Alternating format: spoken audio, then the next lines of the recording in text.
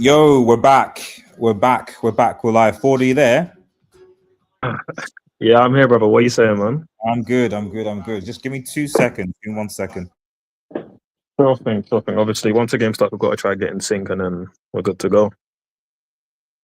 Yeah, I'm watching it on the E4? channel like iPlay on the TV. So I think I'm like they're just taking the team photos now. If you have Sky TV, it's also on channel 135 E4 HD. Do you know if that's faster? Like, But yeah, where are it'll be you live, right now? and also because I'm on that right now. I have Oshiman and Hakimi on my screen doing the coin toss.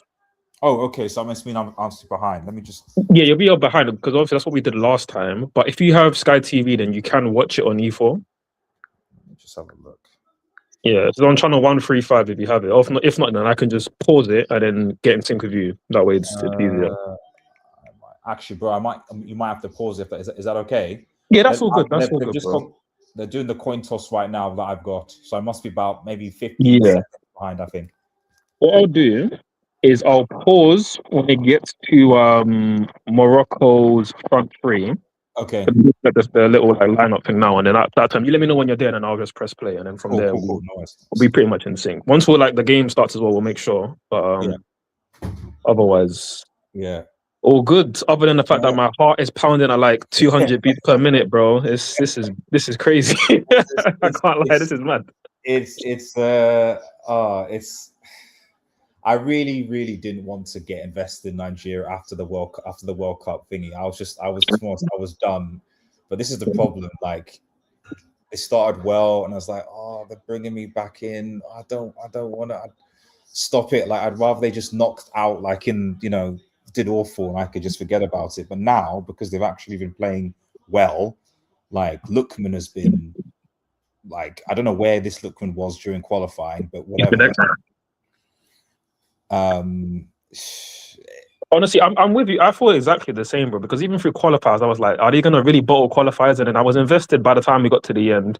We got to the Congo game, and the way that they let themselves down was just shambolic. Honestly, shambolic. But then obviously this tournament, like they've done well, and it's like the last game was like, okay, I'm invested now. Please don't embarrass me because we're playing a proper team. And for me, that was the best performance I've seen Nigeria play live in years, but probably since we won AFCON last time. So I'm excited, but also like I know these boys can let us down, you know. So this is the thing. I will probably be more if we win here. I think I'll be a lot more optimistic. Oh, I think I will, because you've now beaten essentially the host nation, one of the strong teams in their backyard. Yeah, there is no real. So it's kicked off now for me now. Okay, I will still pause on that moment, but that's fine. Just count your clock, and then so I'll 8, get 9, 10, 11, 12, 13. I'm at 18, 15, 16, 17, 18, 19, 20. Yeah, perfect. Cool. Awesome. Right, let me just refresh this thing here. So it should be. Obviously, I've also got Chelsea Arsenal on in the background as well. Not going to have much of an eye on that, but that is there. Hopefully, with a double whammy, Chelsea win and Nigeria wins. So, or worse, that would Nigeria lose and Chelsea lose. So it's. Hey, listen, we'll see what happens today. We'll see what happens tonight, and it's going to be a mad one. It's going to be big. Shout out to everyone who's watching. There's got quite a lot of people watching in the chat. I suspect it's a lot of it's a lot of Nigerians. So, but shout out to the Moroccans that are watching as well, man. If you're watching, so it's all love and respect. No, guys, this is not a live stream. The game will not be shown here. Yes. But if you are here, like and subscribe. But yeah, honestly, RDS, bro, I was very impressed by the Algeria performance. Very impressed. If we play at that same level, for me, the first 2/3 are perfect. Defensively, we were amazing. Bassi and Ajayi were excellent at the back. Our fullback were up well, putting amazing crosses in. Like, midfield was excellent. We are missing Ndidi, which is a big miss to miss your captain. I agree. But ultimately, I was very happy. It's just the final third. We just need to be that bit more clinical. We won't get as many chances today, so we just got to be a bit more clinical. That game could have been at least 5 minimum against easily, and they had no chances at all. None. Yeah. I think they only had. I don't think they had a single. If I remember, they don't think they had a single shot on target the entire game, like at all. You know. So, and Calvin Bassey just was lost. Okay, I'm speaking of Bassi. Wow, that's good defender. Great cover. Great cover. Yeah. Yeah. Oh, that's poor. Good tackle. Good interception. Okay. Hey, wow. Ajayi, that was poor. Again, Ajayi is one of these guys that I've been very critical of in the past, and he's been good this tournament, and then he does that. It's awful. A good tackle in the end to redeem himself. Because Morocco are not. This is not Algeria. Like they're going to be defense. Like Morocco are going for it. Like they've got the home crowd. They're going like, no. We're going to match you for intensity and physicality, etc. We're not like doing this defensive. So really, it's just going to be can Nigeria's players can Oshman essentially step up? Can Oshman be clinical and do their thing and silence the crowd? Or because if Morocco score first, I really don't know what will happen, because the crowd will be like you can I don't know if on your TV, but you can hear them, like you could. It's so loud. I turned it down enough so it can't be heard. I might turn up a little bit. Obviously, nothing's picking up too much. But yeah, well, yeah, they're loud. Yeah. Wait, count your clock for me again, just to make sure that we are on sync. So it's 3 minutes and then 20, 25, 26. Yeah, perfect. That's cool. Tell us if I started pretty decent. Another corner comes in, which is the outside of the post and goes out. Okay. But yeah, we'll see. Again, I can't lie. This 4-4-2 diamond that we're playing, I've actually really enjoyed watching it. Enjoyed watching it. I agree. Like whatever. Like if Nigeria lose to Morocco here, at least I'm not gonna. Unlike in maybe previous tournaments where I was like, we kind of, even the last AFCON, I still kind of felt that. I remember we were watching it. It was still. I don't think the performances were like. They weren't crap, but they weren't that good. We were kind of playing we were playing terrorist ball, if you want to say. It was very pragmatic. It was. Yeah, and in the final, honestly, people want to talk about Osimhen. What did he do in the final? Like, you have to look at games objectively, and we barely constructed 2 or 3 attacks in the whole game. Yeah. So at that point, the striker's not really important. Yeah. So honestly, that football was awful, and this by comparison has been a lot better. Again, we've been playing way better this tournament, and again, even like little things like how we are pressing. It's hard to sometimes press in a diamond because obviously you're naturally missing something out wide. But the way on Yeka especially gets out wide to press, and even our strikers help up with it. It's been really, really impressive this tournament, man. And we're gonna need that against Morocco. Yeah, I agree. Has he kept that in? He has. Good play. Oh, good try from Lookman there. And for whatever reason, how was that a foul? Right. What was that? So the one issue other than the fact that Morocco are a really good team and hosts, the match official is Ghanaian, which I don't know. To me, that seems a bit sus. Well, then the public official is South African as well, and we know they don't like us either. So listen. I don't know what they were doing where they seem to think, okay, they'll balance it out, because obviously you're not supposed to get like a ref from the same kind of area. So it's almost like they tried to balance out by saying, okay, we'll get a Ghanaian and a South African, which balances out the fact that so he'll be biased against Nigeria, but he's from the same area, so the Moroccans can't complain, if that makes any sense. Because obviously, if there was a North African official, the Nigerians would be like, that can't happen, And if it was a North African, they'd probably be biased against Morocco, if anything, because obviously we know the beef that they will have in North Africa, really. Exactly. But I thought like for me, it should have just been somebody like, I don't know, anybody from. I don't know why they couldn't have got East Africa, East or Central Africa would have been all right. Yeah, like anything like that would have been all right. And there's been some good referees at this tournament, so I don't know why they went for the Ghanaian one. It's a bit. At the end of the day, listen, if we do our job, then the referee shouldn't be involved. But I just have a feeling this is going to be a pretty tight game. So, referee could come into play and. Yeah, maybe VAR team, and we'll see. If we score first, it seems to be one of those things where the Moroccans might be quite emotional. So when a team is quite emotional, touch, let them down there. But no, you're right. Yeah, definitely, they're gonna have a lot of pressure on them because this is like as much expectation as we've seen on the African side in a while, because obviously they're a host nation. They are a good team. Exactly. They've not been great at AFCON for quite a lot of years. I think this is their first semi-final since 2004. But when you're coming off of what they've done in the World Cup, like there's huge expectation and pressure on them, which I think right now is boosting them. But of course, if we take the lead, then all of a sudden, like it's just gonna weigh on them heavy. And I don't think they've been behind too often this tournament. So no, exactly. I think you're right. I think, you know, because of, as you said, what happened in last World Cup with where they are, etc. There's a lot more people. Morocco aren't just here to just make numbers anymore. Like even with the World Cup, I suspect a lot of people, Moroccans are thinking. I can't remember who's in their group. But I suspect a lot of thinking. You know, you're expected to qualify from the group and at least get to the round of 16. After that, okay, maybe. Well, maybe push a quarters depending on what the path is. To be honest, I think they've always had the expectation of you must win, and their first proper game was Cameroon. Arsenal just scored. Oh, fantastic! Right, okay. I mean, was that unexpected though? So like, I mean, it was as expected as possible because it come from a corner. So yeah. Well, there you go, another set piece. Oh, oh my goodness me, Brahim. Good Lord. Okay, but again, after danger man there, we got to make sure we're on him.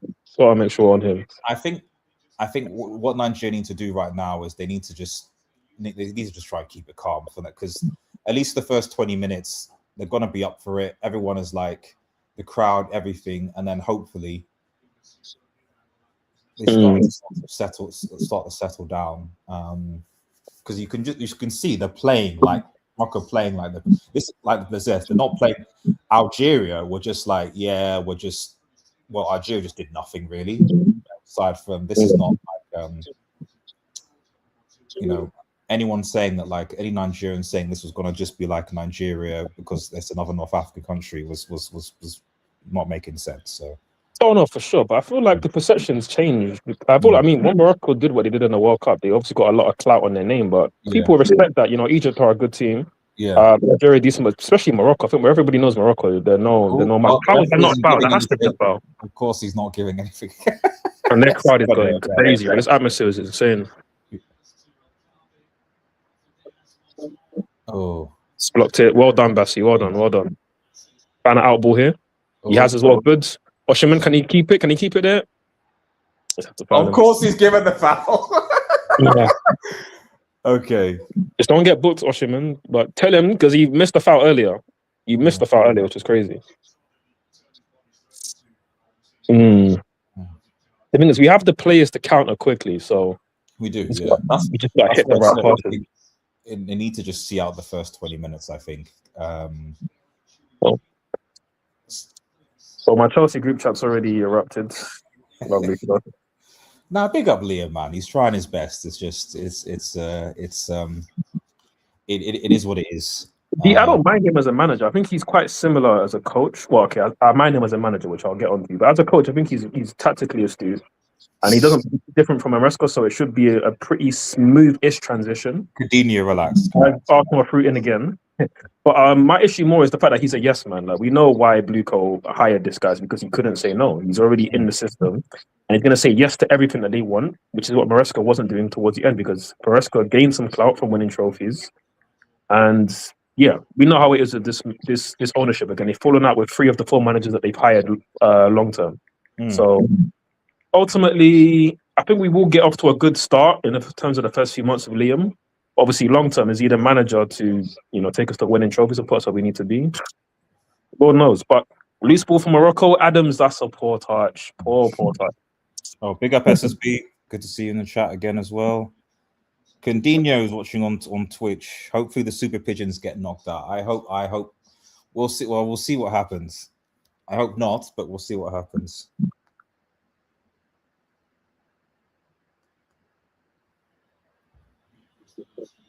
Wobie. Oh, okay. Let's get the ball explained. No. Watching Nigeria in a semi-final and then watching Chelsea in another semi-final against a team I hate most, this is long. This is actually torture, bro. Oh my days. But I mean, with Chelsea, I mean, Chelsea's not been playing well for quite some time. So like, it's yeah. Any honest Chelsea fan would be like, they'll accept or should accept that if Arsenal win because they played better, it is what it is. But you don't want to lose at home, and obviously we're already losing. So I feel like at the very worst, just get a draw or something. But yeah, man, it is what it is. What's SMB saying? Which club is in a better position, Man United or Chelsea, going forward into the future? I think no, not Man United, low-key. No. The thing with Chelsea is that, even though Chelsea fans might disagree with the ownership, it's clear to me that the ownership wants to make Chelsea Dortmund. That's obvious to me. Buy players, rotate, get them exposed so they can, sell them on for a high fee, be a selling club, invest money. Maybe they might make some occasional big signs to sort of compete at the high level, but that's effectively, the fans can disagree with that, but that, from what I can see, that's what they want. With United, I have no idea what it is that Ineos want to do with the club. Do they want to go down the Dortmund model? Do they want to go down the old school Abramovich model where they just buy expensive? It's not clear. Even the managerial appointments with Chelsea, he's part of the same, Blueco group. So there was at least some form of succession there. Now, there's rumors of that they're saying that they might go for Southgate in the summer. What does that? What does that mean? What was that show? You go for Southgate because it's it's United are a mess, to be honest. So I just don't know what. Oh, Iwobi. He's been excellent this tournament, Iwobi. He's been excellent. Yeah, he's been good. Look, but get a shot off. Oh, shot off. Yes, unlucky. Wow. Okay. Oh, yes. Won it back. Yep. Good. Great play, Bruno. Great play. Good. Cross. Okay, no. I kept the. Okay, maybe saw the attack then, but I can just try to keep it in the half. His touch wasn't that great. About in the end, but that was a good chance there for Lookman. 25 yards from goal, so good effort as well. Nigeria's out tonight. Is going home. Okay, so actually there are a lot of. Maybe he could actually do a bit better there. Maybe he could actually get that in the corner. Yeah. Chelsea have actually been decent since conceding as well. Oh. Been on the ball a bit more than them. Where's the foul there, ref? Come on.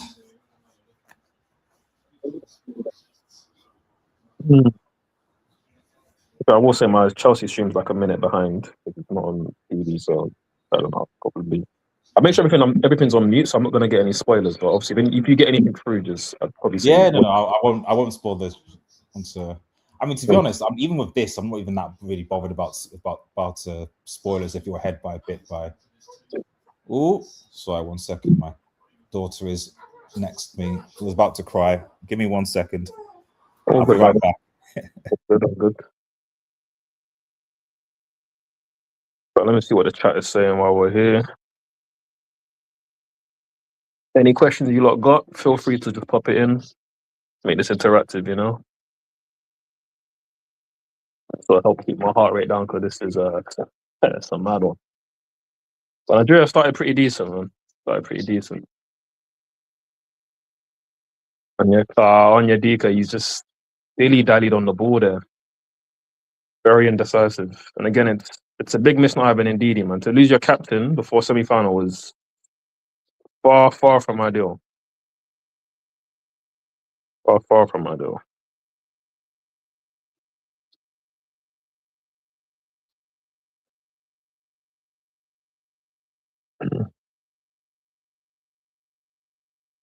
Raheem Diaz. Okay, corner Morocco.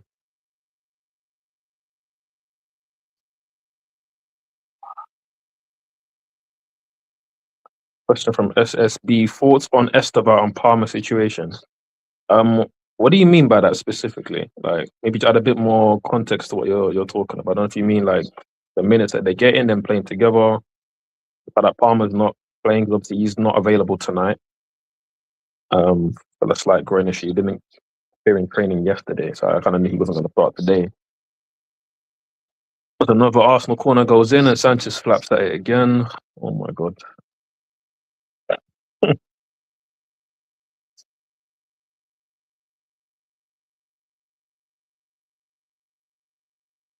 The minutes they're getting, right? I got you. With Palmer, it's mainly been obviously he's been injured most of the season, and then obviously been slightly managed since coming back, which I haven't had too much of an issue with really.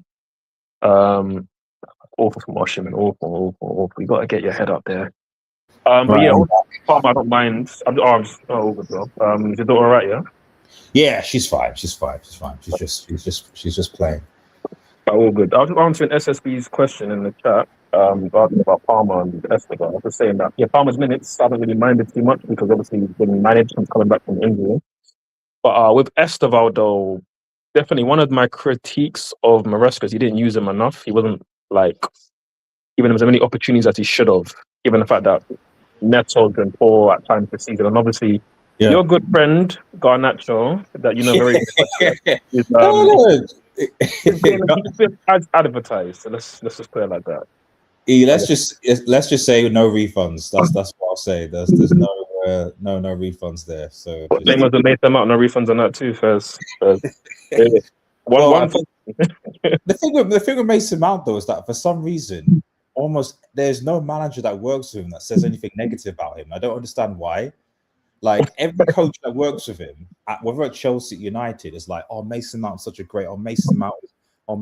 Like I don't understand it. Like the guy is never there. So all I can think of is that he just happens to just be like one of those kind of teacher's pets in training, where like he just does everything the manager wants. He says everything. He works really hard, and so as a result, like managers just love him because he's just that type of person. You know, he's not negative. He listens. It's just like, whistle offside. Okay. I mean, to be fair to Mount, like when he's not when he's fit when he's plays, like he's not a bad player, but it was another Ten Hag fraud signing, to be honest. Yeah, no, it was crazy to sign him when you already have Bruno there. It's just like, how are you going to fit them into the same system that's optimal? It doesn't really make sense. But Mount's a decent player, and obviously like a good professional and quite a selfless attacker. So that kind of thing managers these days really like and appreciate that. But of course, has he got amazing individual quality? No, but certainly he's not on the same level as number 49. I hate saying his name. I mean, listen, I didn't like him when he was at your club, but the fact that he joined my club after we won the World Cup, and he's as bad as I knew he was, because United are always on TV, so of course I watch a lot of United as a rival. Yeah, and I remember that this guy's just limited, very, very limited, and he's come to Chelsea and he's been as bad as advertised. The frustrating thing with Garnacho is Garnacho did have talent, but the issue with him is that like he just doesn't.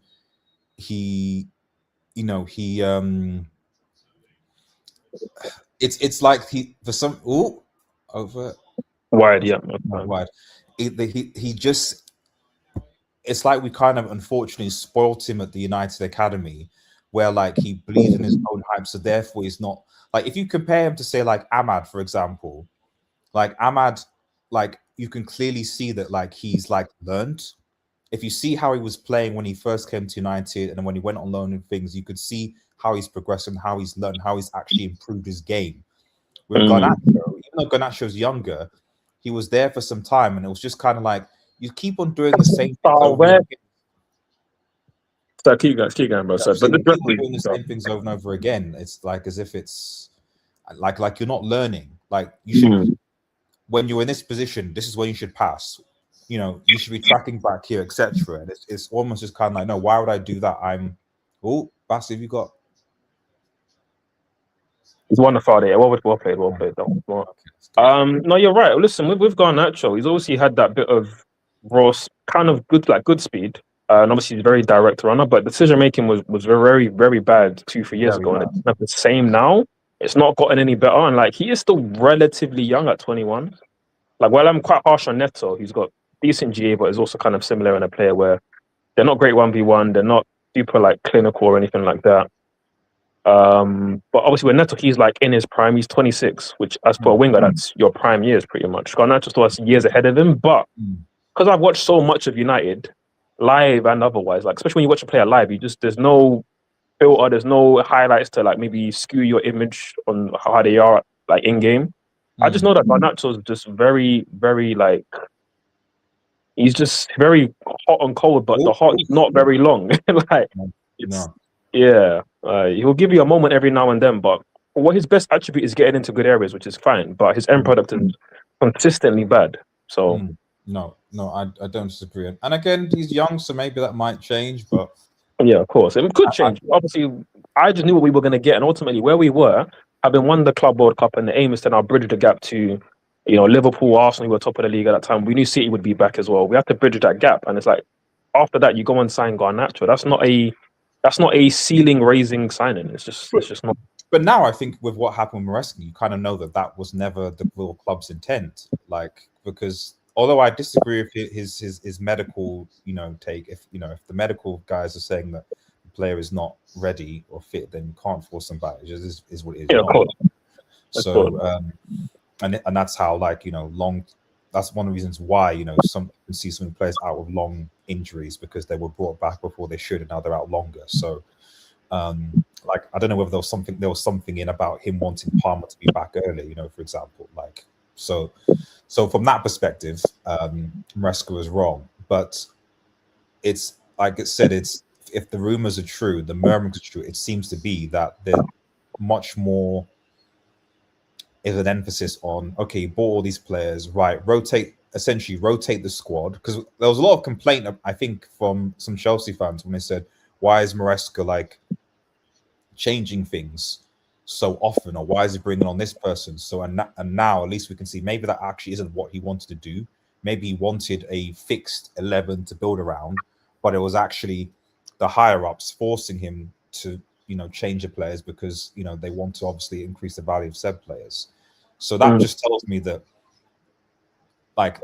Abramovich wouldn't care for that nonsense, but obviously he's not here. So that tells me that okay, that's what Chelsea are, essentially like a selling club now. Like they're a Dortmund. Yes, don't do badly, but it's not like it's the current ownership's priority to win a Premier League or Champions League. That's not the priority. Whereas, say it's a club like Newcastle, their priority was, hey, we want to now compete for major trophies. It's going to take some time, but we're not here to just play. We're here to get Newcastle to a position where we want to compete for major trophies, regular Champions League football, etc. That's obvious. You can see where Newcastle are and what they're doing. That's what they want to do. They wouldn't have spent with the whole Isak saga and Walter Mader, etc. Old school Mike Ashley, they'd be busy being if Mike Ashley was still in charge of Newcastle, Isak would have gone for 20 mil. That's what he would have gone for 20 mil for Liverpool, easy, no problem. So I don't know. I just kind of see it as the fact that I don't see an ownership right now under Clearleg that really, even though the fans have won the Champions League, won the club, I think almost like the Club World Cup was almost like a red herring. Oh yeah, it was nice to have, 100%. But it doesn't change the fact that isn't actually what. Because let's be real, Chelsea are only in a club. I can't remember what was the reason why in the club. Was it because they won the Champions League or because of the Conference League? The Club World Cup format is based on your coefficient, what you've done in Europe or your continental region. Obviously, we're in Europe, so we're looking at the European team. It's what you've done in the last 4 years, and obviously because Chelsea had won it just 4 years ago with Tuchel, we qualified for that. For that reason, pretty much, because our coefficient at that time was better than Arsenal, who haven't done as much. They have reached a couple semi-finals and whatnot, or one semi-final. But that was it. So obviously, because we've done more in the last 4 years, especially with that Champions win, we've qualified alongside City, who had also done the next best. And because there's only 2 teams from any European nation that's allowed, I thought it was only us 2, and then not Liverpool or Arsenal. Also, some decent Chelsea fans don't like to hear this, but they had a Mickey Mouse run in the Club World Cup. I mean, you can say that, but again, the teams that we beat, again, Palmeiras, they knocked out Inter Milan. Fluminense knocked out Man City. All good ball. Adams, he couldn't get the turn off. It's good defending though. But we beat teams that knocked out good teams. But again, regardless of what anybody says, right? PSG were undoubtedly the best team in Europe last year. True. They smoked. Well, I say smoked, but they beat Bayern Munich 2-0. Then they destroyed Real Madrid, I think 5-0 in the semi-finals. So like they were coming into that in great form.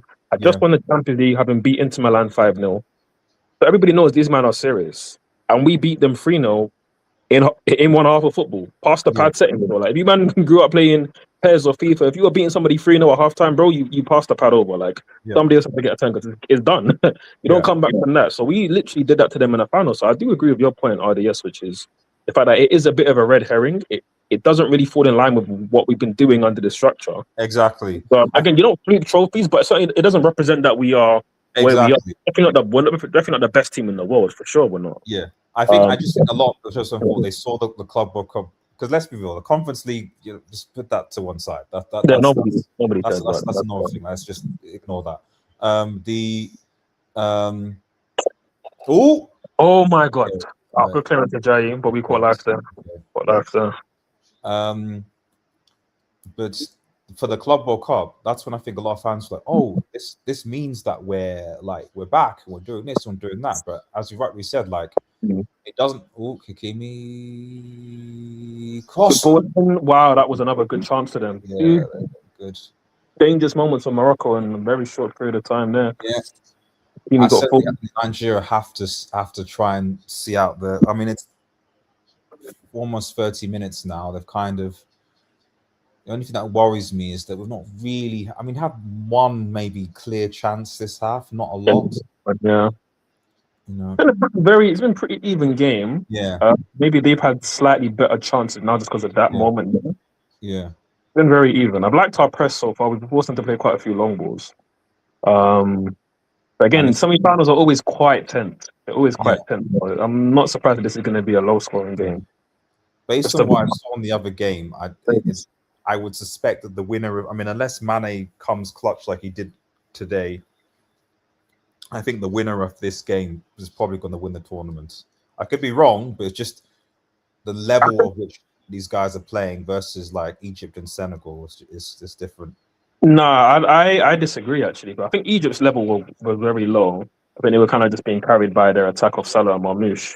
But they didn't want to play football. Senegal actually do want to play football, and I don't think they've been as good as what I've known them to be this tournament. I think they've been okay this tournament, but they are a good team, and their attack, bro. Mane, like Element and Jai, bro, like they've got some serious players in them, and Idrissa Gueye midfield. The midfield in general has been very impressive this tournament.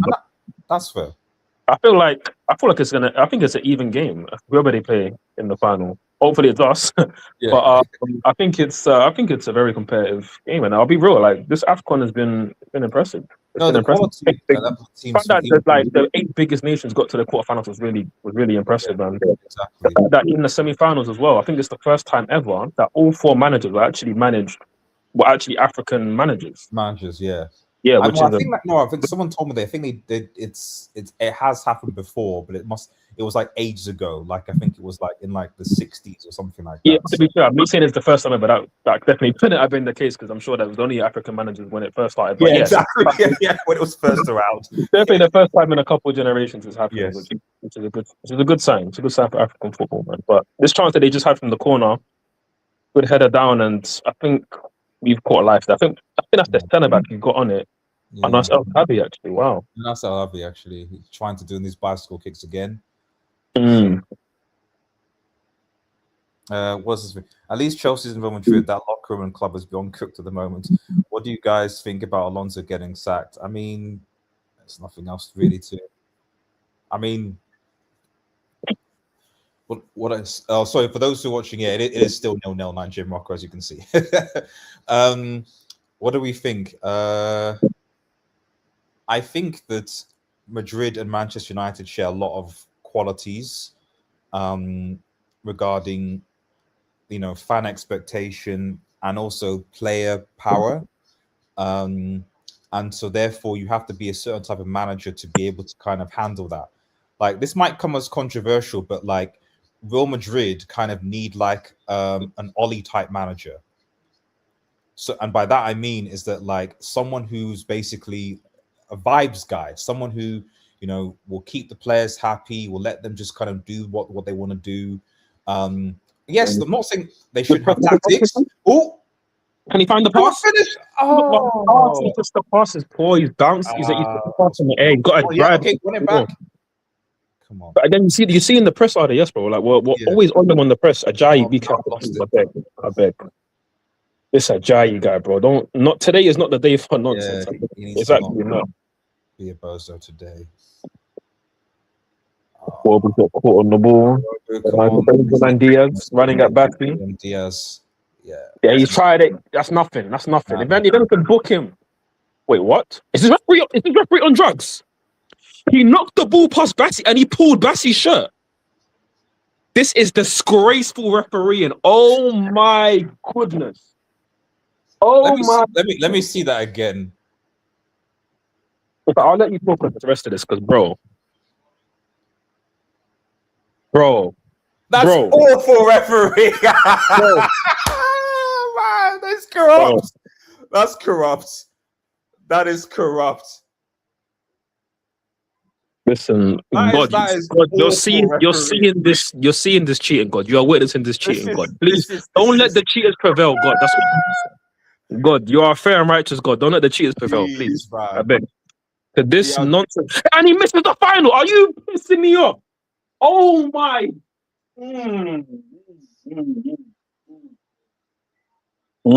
Wait, why this is semi? Why is the yellow card still carried over? That's my other thought as well. That's such a stupid thing to have. That there's a reason they abolished that in the World Cup. You don't want to have key players missing finals over fucking yellow card accumulation. And it wasn't even this Ghanaian referee if Nigeria get through, this Ghanaian referee's got to find out to protect himself, man. He's gone out to find a way to protect himself. He's got to protect himself here, bro. Hakimi is really good on set pieces as well, bro. He's really good on set pieces. That is not. It's not even. A free kick. It's just if they score from here, this. Oh my! Close. That was close. Wow. That is just. It wasn't a free kick, and it wasn't a yellow card. What? I don't even know what is even booking the yellow card for. I don't know. Like, what was the yellow card for? Was it because he saw him use his elbow or something, or like he saw the ball go into a dangerous area, but he was never getting around it, and then he's the one pulling Bassi's shirt. Exactly. I don't know. Maybe he must have thought he saw an elbow, which was not even close. Like Bassi did slightly touch his face, but it's nothing major, nothing for him to go and fall down like he did. He's just conned the referee. That's what always happens. He's just conned the referees, which is crazy. Which. This is why I said if we got we're playing against like 12 men right now, to be honest. So I thought that and this is why I expect they did it. They were like, well, we'll get a West African referee in, but it'll be Ghanaian, so it's fine. So no one's gonna have no complaints. Oh, we do. They are literally our biggest ops, which is I don't know how they managed to do that. This ref's he's giving them everything. He's literally giving them everything. This is fucking disgusting, bro. Oh my days. Is he even one of the good? Is he even good? I can't remember how many games this guy's refereed before. So but anyway, it's just stupid, man. Stupid. Absolutely stupid. What's he doing now? As an injury. What was it?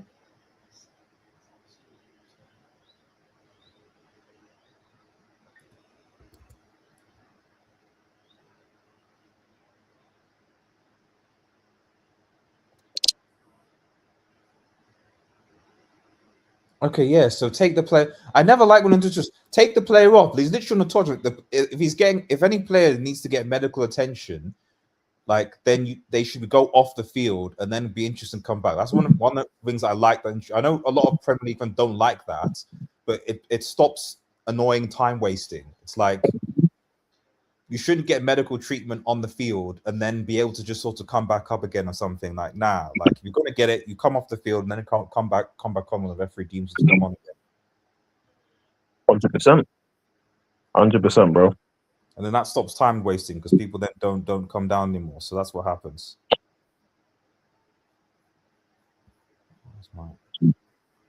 Ball comes in, over hit. He's there, another side down. Morocco definitely been on top the last 5-10 minutes. Yeah, I mean it's ride the wave. To be expected. One thing, Oshiman, that's poor. That's poor, Oshiman. You've not had a good half so far. It's very sloppy not to give away though. Yeah, I think one thing that we did well last tournament. Oh, good. Wow. Good save, Barley. Good save, and he stayed switched on. At least he's not a brick. I don't know. He didn't need to go long that because Oshiman was deep and Adams is by himself. Like when you're under a lot of pressure, you just gotta keep the ball. Yeah. Keep the ball. I don't know what the referee's giving here. Maybe handball, or maybe he needs to change maybe some piece of equipment. I think, which helps us just to stem the flow because momentum was definitely on Morocco's side right there. So yeah. I thought it might slow down after the first 25 minutes, but to be fair to them, they really kept up. They really kept it up. Yeah, it was an even first 25, and then they've been a slightly better team since. But that can happen in tournament football, man. It's just about riding the wave. And again, that's one thing that we did last tournament quite good. Again, it wasn't the prettiest football by any means, but I remember games like South Africa, even the final that we barely attacked, but we had to defend a lot of attacks, and we were solid. So I know this team can do that.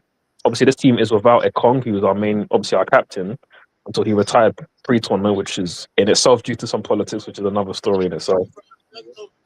Which is very common with Nigeria. But again, we're obviously without him. We're also without Ola Aina. He was excellent at the last tournament. Top quality right back. He's out injured. And also Fredericks, he was really good in qualifying at right back as well. So we're missing some key defenders. But this defense has been good so far this tournament, so they just need to stay at it. Yeah. And on that note, Bassi, again, excellent defender from Bassi. Onyedika sleeping though. Oh, that's poor.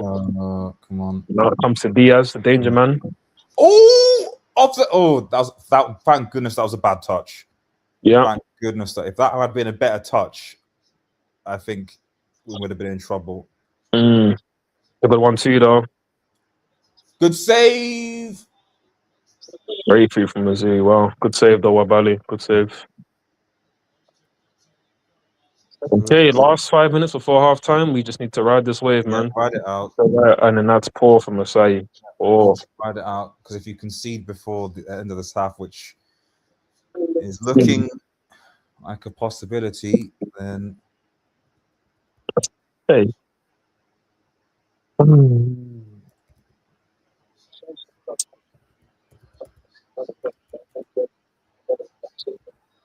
give that. The referee's gonna give everything. Yeah, this referee is. I mean, I'm sure they'll speak about it at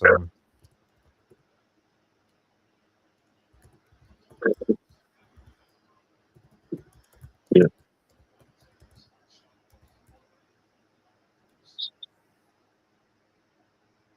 Good defending again from Bassi. Hopefully we can relieve some pressure here. Maybe our strikers can help us here with something. Watchman's battling. He's won a foul, surely. He has won a foul. The referee's finally. Okay.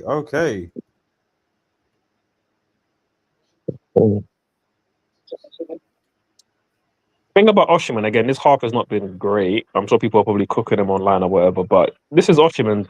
That's what Oshiman is. He's very high volume. And Nigeria do play to his strengths because he played quite direct and we'll get him involved. He needs to be involved because he's not super clinical. He does make a lot of mistakes, but the one thing is he's very rarely quiet.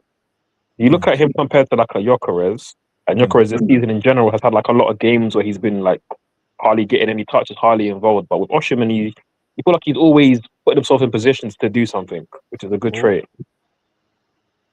Oh, come on. Bruno's touch, not the best. Come on. Got to get that ball to Iwobi there. Got to get that ball to Iwobi. Good interception. We got a lot of players high up the pitch. We just got to make something of it now. Make it stick. Come on. Bruno's finding himself in midfield from left back. He's going to offer the whip when he's got the ball. Go on, Bassi. Go on, Bassi. Okay, yep. Oh, I thought I was going out for the corner. Good control. Will we go on? Oh! They've given handball. They've given handball, I think, on Iwobi. Okay. I don't know when this referee probably didn't even hit his hand. Let's see. Yeah. Fine. Both of these. Yeah, both. Oh, I saw S&B. I forgot the rest of the questions. In summary, sorry, Ardis, did you hear the Manchester? If anything, it would be Liverpool that he would go to. I don't think I'm not 100% sure Slot is going to be staying at the end of the season for Liverpool. So it makes more sense because he was more of a Liverpool legend than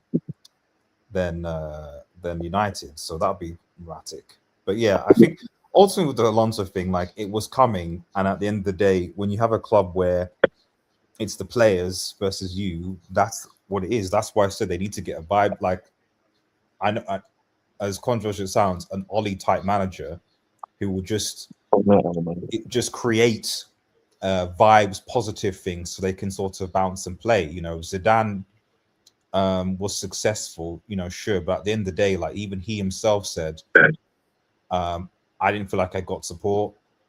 Esteban is so good at football. What a player! What a player! Have they scored? I wish. No, he just done a really good turn in against the press.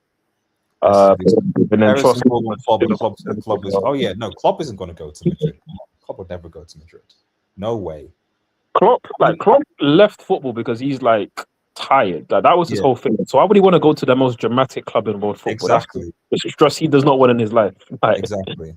I don't see that happening. To be honest, the only I don't even know who would go to. Either you get these ex-Madrid legends that come and try and, which is essentially where United are, where you just get ex-players of the club that want to try their hand at greatness to see, or you have to support the manager.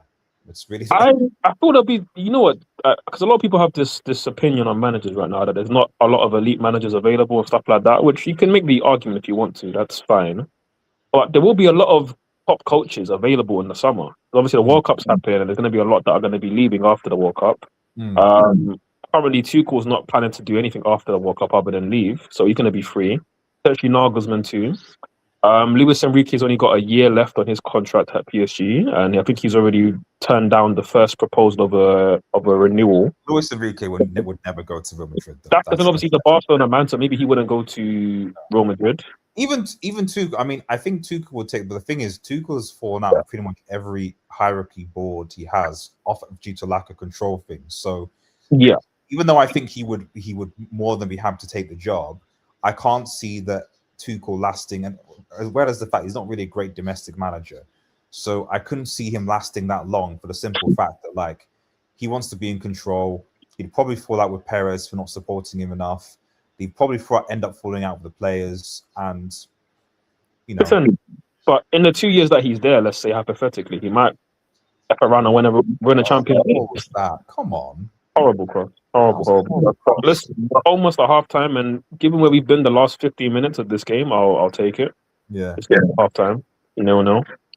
We have a decent bench. I think our bench is one of our like strongest things about us compared to the other teams in the tournament. So we can look to that to maybe give us some pace on the wings with the likes of Simon, True Crazy as well. We'll see, man. We'll see. 1 minute added on. Not too much longer left.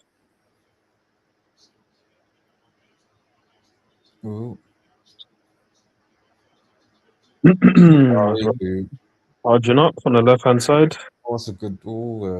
Maybe is he got it? Okay. Well done. Oh no, he's having a very poor. He's got lucky that he won that foul there, but he's having a very poor half. Somewhere right now. Good lords. Man. Last have another corner, so we know what happens here. Oh Lord.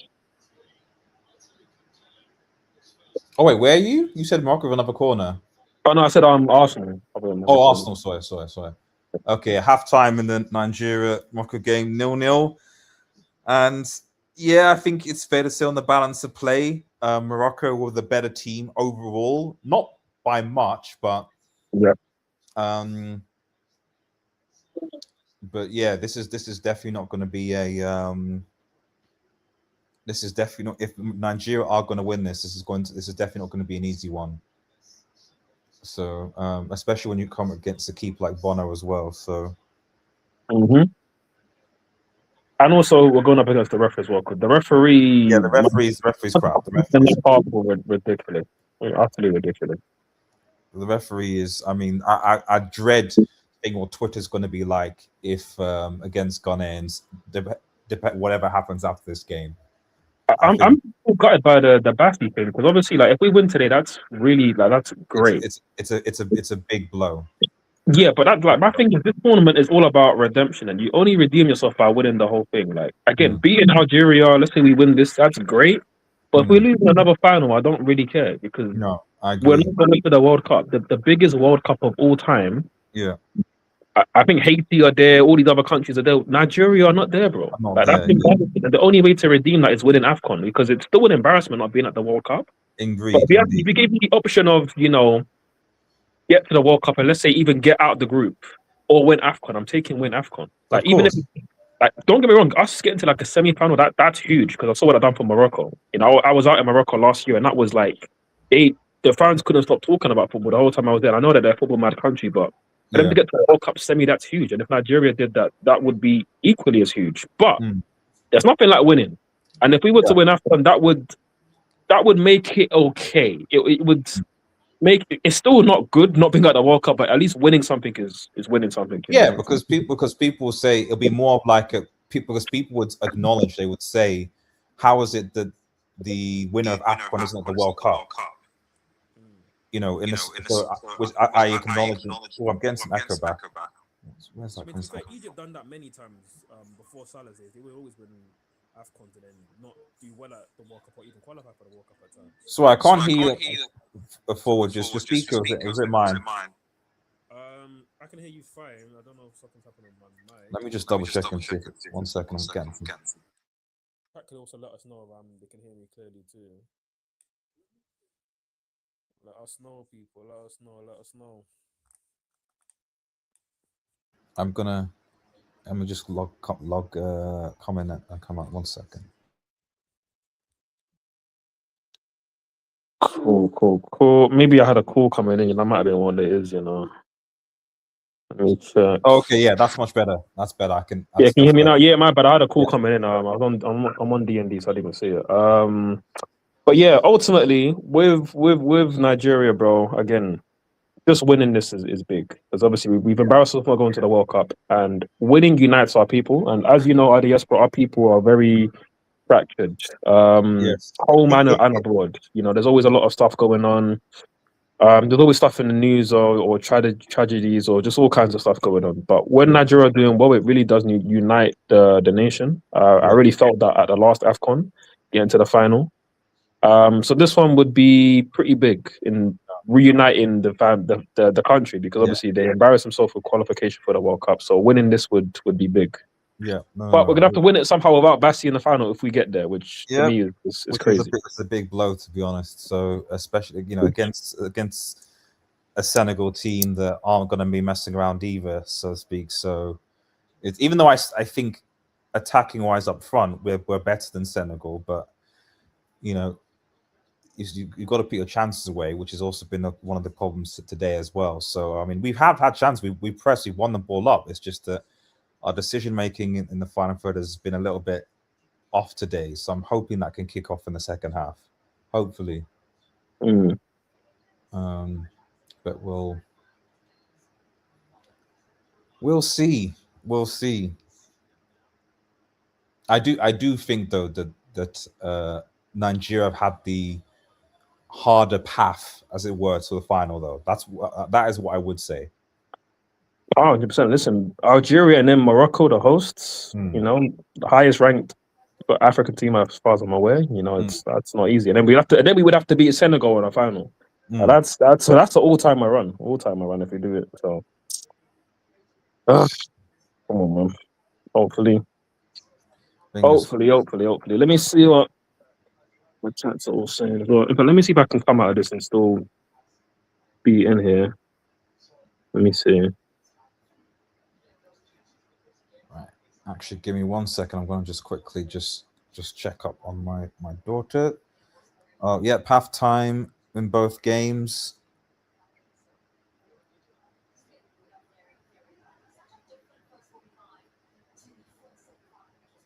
Yeah. Oh, I forgot about this comment actually. Carrick's a good coach from what I've heard. He has a philosophy and a footballing brain that the players like judging vice through his job. But then again, to them, yeah, I mean, well, I definitely agree that Carrick, it should have been Carrick and not Ollie the coming back. So because I mean, and to be fair, when they were here, it was Carrick and McKenna that were actually doing the coaching. Ollie was just inches wide, man. That was close. Right. Okay. Yep. So halftime. So we'll be back for the second half, guys. For those watching, thanks those for watching. We'll see you guys in a bit. I'll just put a bit of a break forward. Now we'll be back for the second half. Okay. Let's have a look.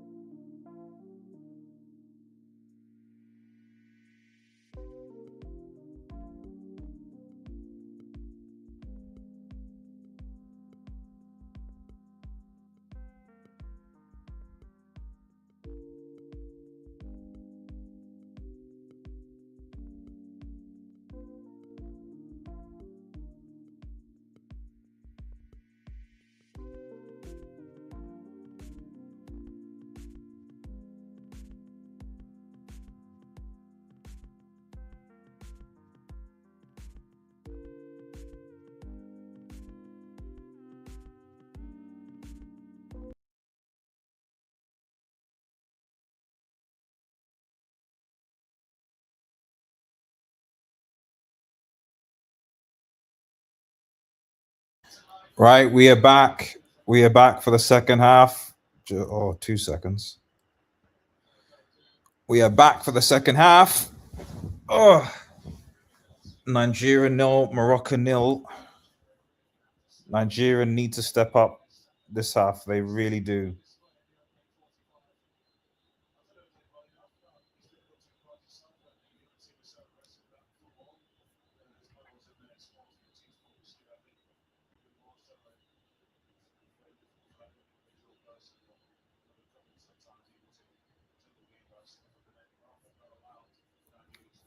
Right, so I'm just going to bring forward in. Second. Let's change that to that and then that. Right. Okay, I'll try and find the bar to change. Guessing we're still going to be in sync. My clock is 46, 05, 06, 07, 08, 9. Yep, definitely in sync. Perfect. Perfect. Oof. The heart rate's gone down a little bit, which is good. Good going. Yeah, I mean, it's even though I complain about a few things, at least Nigeria have managed the game. Yeah. As well as I could have hoped. Yeah, I think with us, like when we've gone out of previous AFCONs and qualifications and stuff, it's been pretty embarrassing, the performances. So far, this has been a good performance. Yeah, exactly. Or at least professional. We've not done anything stupid so far. Exactly. We definitely need more in attack. We need more in attack. We are up against a good team. I don't know why people are underrating Morocco. I knew they were going to be by far our toughest test. Yeah, I mean, for me, I had them in the final. I was like, host nation, one of the strongest squads. I don't really see why they're they're definitely a favourite for the tournament. The two favourites for me were definitely Morocco and Senegal. I feel like we were then in the next tier with the likes of Egypt, Ivory Coast. Yeah, agreed. So yeah, but now we're here. We've got to find a way to win, so we just got to do it. Yeah. Naduka drop it in the back three. Build up, but they are pressing us all the way. They are, yeah. The only see again, how's that not a foul, ref? Yes, yeah, no, he's giving it. He's giving it, is he? He actually gave something for once. Yeah. How could he's literally being like that? That's a foul. Straight for the back. But it was so slow to give it. It was like, right, okay. Poor. Lost the ball there. Come on. This is the thing. There's been a lot of that where I feel that where, we win it back, get in a good position, and then just a not bad decision, No silly fouls. It's not a foul, ref. It's not a foul. I just wonder how long Morocco can keep this intensity for. I mean, maybe they can. They're holding our shirt. He's holding our shirt. Adams has done nothing. He's holding the shirt. He's still on the ball. Yeah. And the ref is giving it to him. This referee is bad. Yeah. At least if Nigeria do get to the final, because it'll be two West African teams, it's going to be like it could be a North African coach. Manager, referee, referee. That won't be an issue. Yeah, you're right. That won't be an issue. It shouldn't be anyway.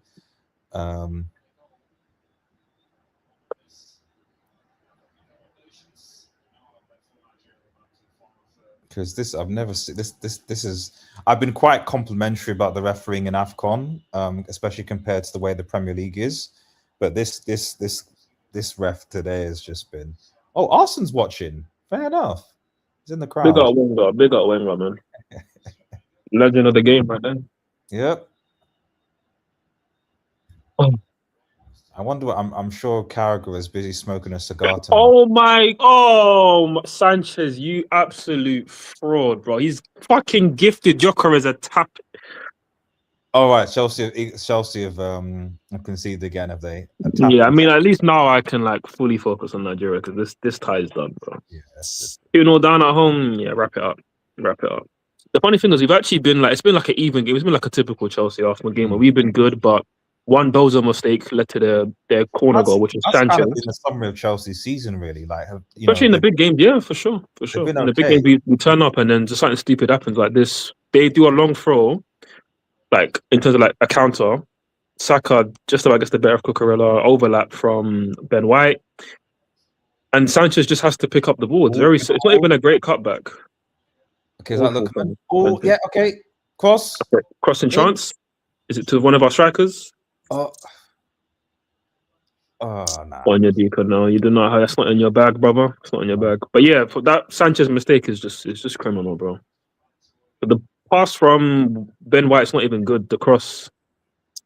Oh my god, that's painful. No. Anyways, listen, I've saying that everybody all day, and people are like, oh, if you had to pick one game to win, it's like, why would you ask me that? Of course, it's Nigeria. Like, of course, it's Nigeria. Like, this is the first start. It's only the first leg, anyways. We could come back in the second leg, but bro, you can offer me Nigeria win this or Chelsea win the Carabao. I'm still taking Nigeria winning this just to get to a final. This AFCON is simply redemption. Has he given this referee, man? This the whole point of this AFCON is this redemption. That's it. Like if Nigeria qualified for the World Cup and said gone out today in the semi, I'd be like, I'd have been like more like, oh well, you know, we you know, I'd have been optimistic. Oh, we've done quite. Oh, Morocco. Good save. Just want to try and take my chips in the oven, the air fryer, bro. What did I miss? Good. That is a good save. Wow, that is a good save. It's a good save. It's a good save. Good effort too. That's going in the corner. Yeah, really good save. I think this is what led to the counter. So he's pulling on Lookman's arm, and he doesn't get the foul.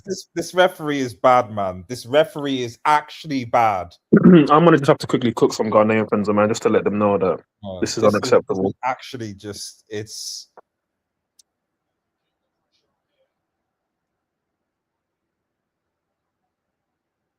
We need to be careful as well from these things because I know that if any pull or tug, he's gonna point to the penalty spot. So we just need to like make sure that.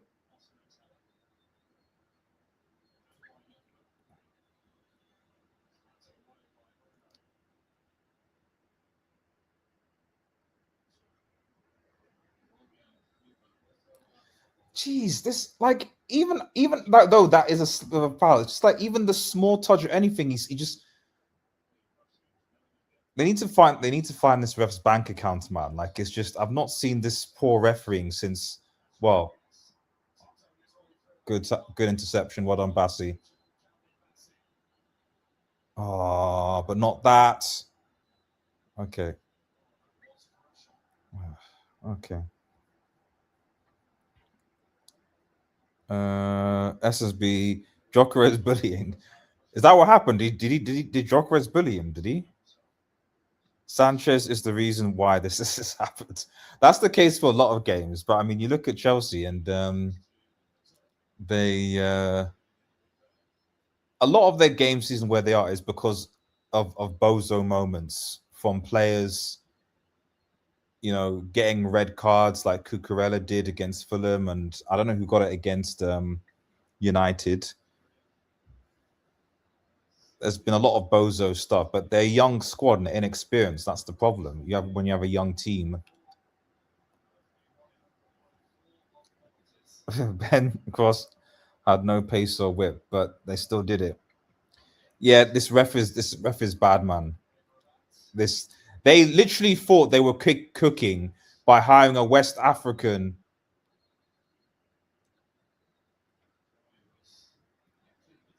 Hiring a West African to ref, thinking that it was somehow going to be for Nigeria when the guy's a Ghanaian.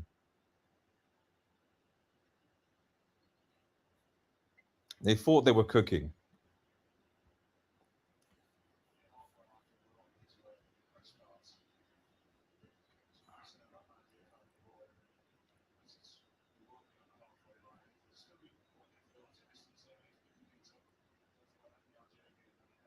Okay, good.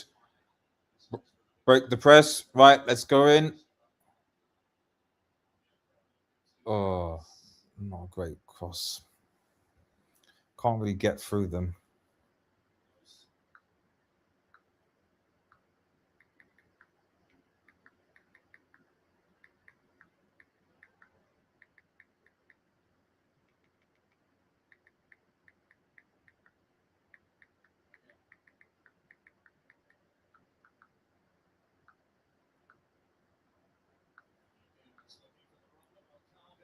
Good save.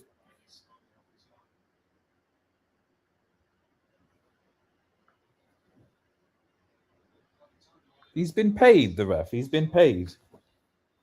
He's been paid. It's as simple as that. He's been paid.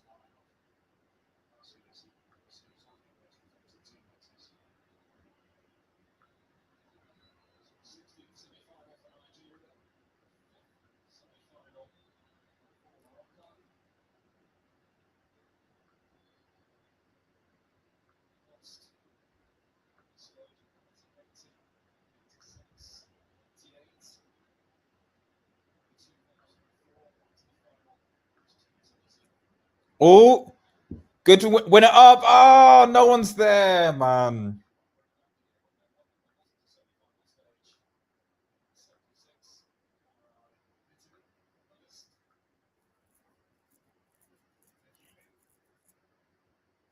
Okay.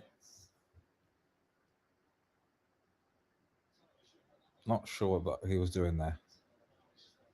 Was he trying to catch the goalkeeper out?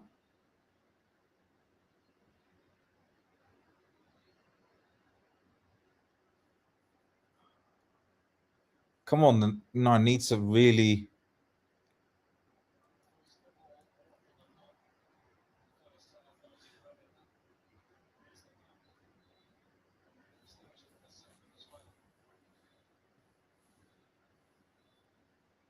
Oh, I'll see you forward. Give me 2 seconds.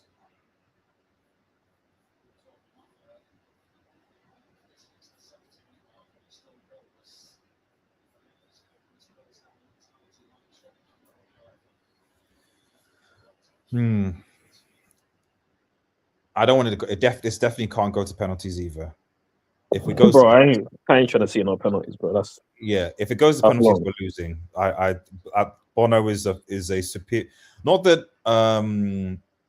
we can't save a penalties, but the crowd, the fact that Bono is a good it's just already for me and after what happened against Congo, I just don't trust. So we need to win the game ideally, to be honest, in the first 90 minutes. But oh wow, Garnacho actually scored. Bears. Fair enough. That's kept us in the time. 2-1? 2-1 Arsenal now. Oh, so there's still time. It's a big goal, man. We needed that. Right now, that's only the side piece, man. Right now, Nigeria is the main course. Yeah. We are having to defend 1v1. That's better. Someone's better. Just don't let him turn. Don't let him turn. Force more from goal. Really, I'm not really impressed, to be honest. I mean, to be fair, Morocco have been fine. They've matched Nigeria's intensity. They've sort of.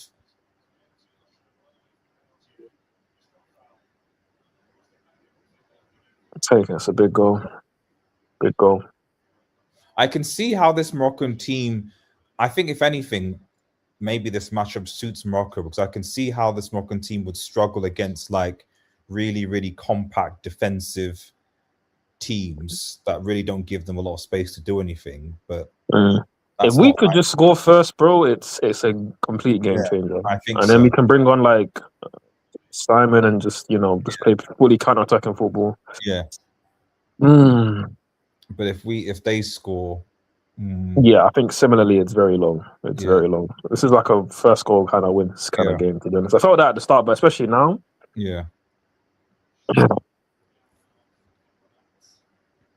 Everybody's cussing the ref in my group chat. It's my dad. Well done, my belly. Well done. Yeah, my dad. It's referees, but it's just I genuinely don't know who thought it was a good idea to get. I can't believe this was sanctioned. To put a Ghanaian in charge here is crazy. Yeah, that's the thing with AFCON. It's just, occasionally stuff like this happens. You're like, I don't understand how this is even a thing. That it'd be like I don't know, England playing France and having a Scottish guy ref. It's no, because they're in different countries. You're like, no, it's not gonna. Yeah, they're in different countries. It's not gonna work though. Clearly the Scottish ref is going to be biased reffing England versus France. Esteban's got a chance here. Garnacho's at the back post. He just underhit the cross on his right foot.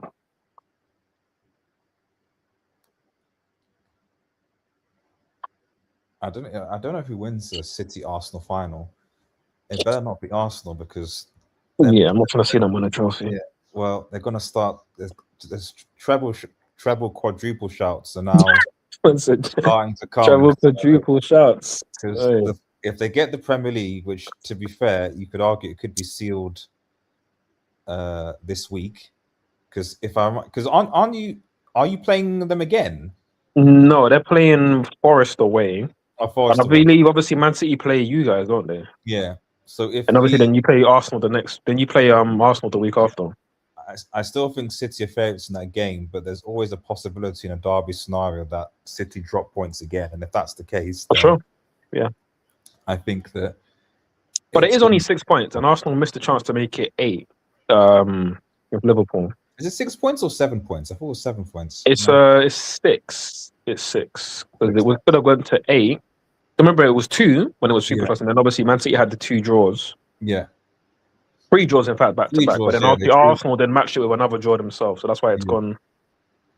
Oh, Esteban was a good effort there. Another corner for Chelsea. Esteban's fucking the truth, I think bro. He's Arsenal so good. think to join out in a final. I'm talking about one of the most boring finals. That is true. We'll be dropping deep. Gone long to Osherman. It's route 1. Oh, I mean. And it's ultimately led to Morocco getting another free kick as per usual. Yeah. Corner for Enzo, in swinger. 6 points. Can we hit them back of our own set piece? Set piece again, Ole? Nope, Gabriel's there to head it away. Back to Enzo, another cross in near post. Declan Rice heads that away. Enzo, third time of asking. It's gone short to Garnacho. And Garnacho's given the ball away, yep. Lovely stuff. I could have predicted that from a mile away. But at least he scored today, so, his fans will be like, oh my days, Garnacho scored. Apologise. Apologise for Garnacho. He's not a flop. You don't, by all means. Like I said, we don't give, we're not taking him back. He could stay there. I just don't get why players like Garnacho, because I saw this even at United, like, this guy had such, like, amazing, like, online support. He would just have these stands just... Bali, please, not today, please. Like, even little things like that, we're just bringing unnecessary pressure to ourselves, man. Like when we're struggling to like keep the ball in their half, we can't make mistakes like that because we're just giving them a throw, literally in our half to now try and do something with. Overhit the cross. I think we need to make some subs now in a couple of minutes. Sort of, we need to make some, this flow of the game is not working. I don't think the 2 strikers up front is working today, so maybe we got to.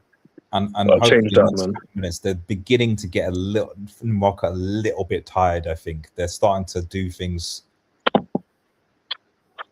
If we can just bring on a bit of pace, I think maybe we might be able to do something. I'm not sure. I don't get the Garnacho hype. He is one. I mean, yeah, he is. I think the reason why is just because the ref blow. Oh my goodness. Oh, come on, man. Let me see this. Okay, maybe. Okay, fine. I'll give him that, bro.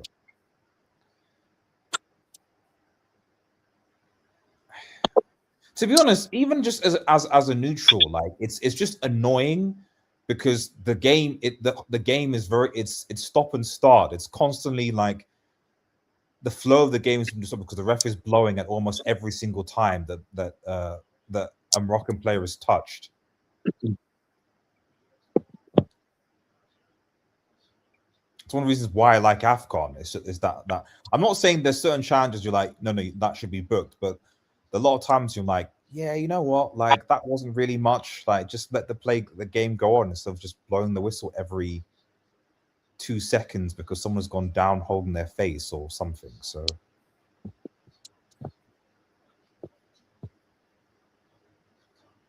do you think Chelsea were finished in the top 6? Definitely. Are you sure? Definitely? Yeah. I mean, we're gonna. My issue is that we're gonna make it hard work, but we're definitely gonna finish top 6. I think we're gonna finish 5th at this point. People forget that we've been without Palmer for a lot of the season, without Cole for all the season. You know, we've had some important injuries and stuff like that. And obviously, for the last few months, we've had a manager who clearly was disillusioned by the football club. So that naturally translates onto the pitch as well. We've seen a really bad turn of form. Okay. Which I think is going to now upturn for sure. Again, I've always said that this manager, as much as I'm not a fan of the appointment of Liam Rossini, he is a good fit tactically because he's similar to Maresca. He's going to have all the good vibes. He's going to come in and it's going to be a new manager bounce for sure. Again, we could get a result out of this. But I always felt like this performance was going to be like one where like the Chelsea fans are going to be like, oh my days, this manager's coming and it's actually looking good, blah, blah, blah. I think we're going to beat Brentford on the weekend. There's going to be that really good feeling around the club, which is going to get us into better form and to get us top 5. I think that's going to be what Where's the Brentford game? Is it home or away? That is at home. Also at the Bridge. They should win. They should win. So my thing is, we're going to have a good manager bounce, and we're going to be good to end the season. Not like amazing, but good enough to get top 5. Because you don't have to be great to get top 5 in this league. It's not a great league. Yeah, I mean, we'll see. I mean, Brentford's form has been. I mean, their home form certainly has been quite good. They're now 5th for a reason. So it's gonna be a. Go on. Man, we just need one of these moments to land, brother. Come on. Today has just not really been his day so far. We just need something to happen. Need something. That touch, if he just. Well, I mean, actually, that was good defending. Actually, to be fair, I think that was good defending. Maybe there was just enough pressure on him. I can't lie, the Moroccan players are all grabbing shirts and they get away with it every time. Chance for well done, Bassi. Great recovery. Recovery. Yeah. He took out the keeper in the process, but he just stopped the striker, which is fucking needed there, man. Yeah.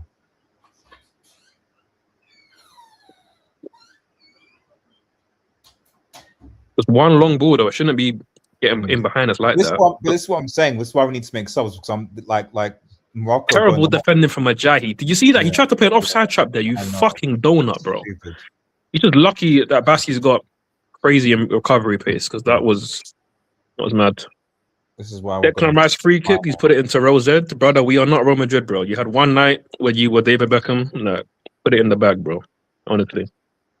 Put the prize in the bag, Declan Rice, bro. Going a lot more direct now. So this is why I think we need to make subs. We need to get some pace on. We need to... I don't think they're getting tired. It's almost 70 minutes now. We need to kind of try and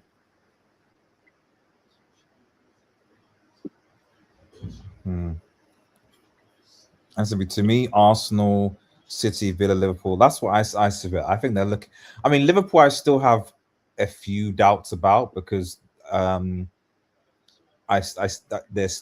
still dropping points.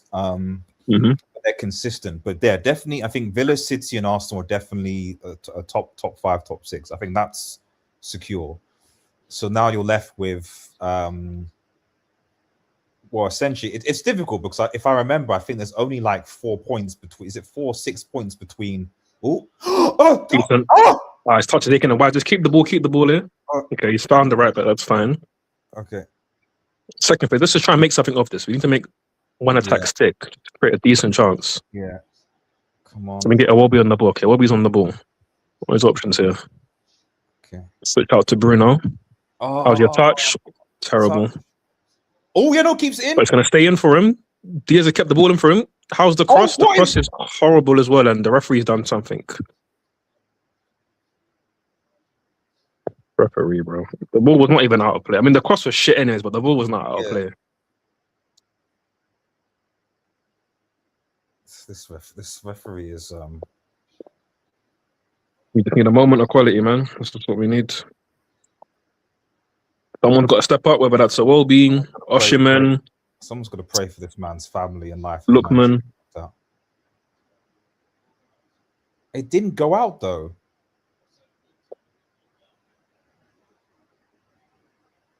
Yeah, you're signaling for a throw, but they're rolling the ball like it's a free kick. So like, referee, you're gonna take control here? Like, what are we doing? Yeah, exactly. Throw in.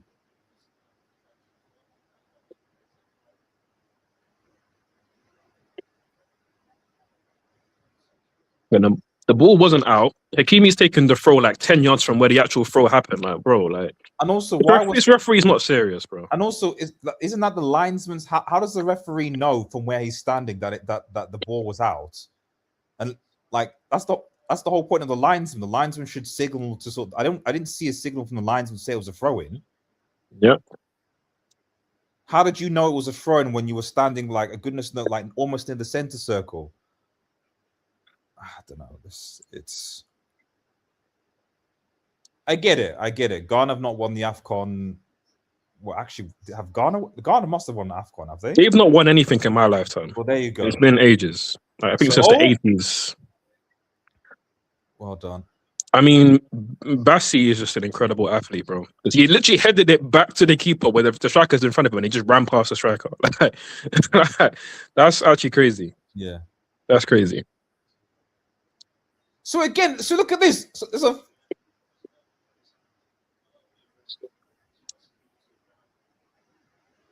But he's done that. But the thing is, though, like he should get a caution because he's done that so many times already. Like he's made like 3 or 4 of the exact same foul. Like I've seen it sometimes. They made the exact. It's like it's one thing, okay, once, twice, but he's done it so many times, and the referee's just not cautioned him. Like it's a foul. If a player makes recurrent fouls, the same thing, you caution him to not do it again. Yeah, for some reason with Bassi, which was he just was like, yep, just get a yellow card out for goodness knows what. It's now starting to like affect my enjoyment of this game because this referee being so bad. Yep, it has been. It's also 3-1 Arsenal. Oh, who scored for Arsenal? Zubimendi. Oh, I think Chelsea were actually like having a really good spell. Yeah. And from what I've seen so far, it's actually a really good goal. They link up well. Gyökeres lays it off. Great finish from Zubimendi. That's actually a quality goal. And it's out. That's poor. Yeah, come on. We need to make some subs now, I think. I don't know what Chelsea's doing, bro. Yeah, we need to make subs here. Morocco are tired leg. You can see it. Like they're not this. If you want to win the game in 90 minutes, like make some subs now. I don't know what Adams has done at this point to deserve staying on the pitch. Like he doesn't need to be on the pitch at this point. Like take Adams off, change the system, get a winger on. Big up, Rob. Hope you're doing well, man. Unfortunately, United are not. So, but yeah, this is one of my rare live streams. Well, because I'll be honest, I've stopped live streaming United games. Maybe I might start streaming some of them again, but the season has been so bad and the football's been so I don't have the. And you've only got 40 games this season as well, so there's not many to actually stream. There you go. Ooh. Good setup from Adams. Yeah. Look, man. It's a great tackle, to be fair. Overlap was there. If he just plays it a bit sooner. Okay, yeah. Well done, from Morocco. Cool. Okay.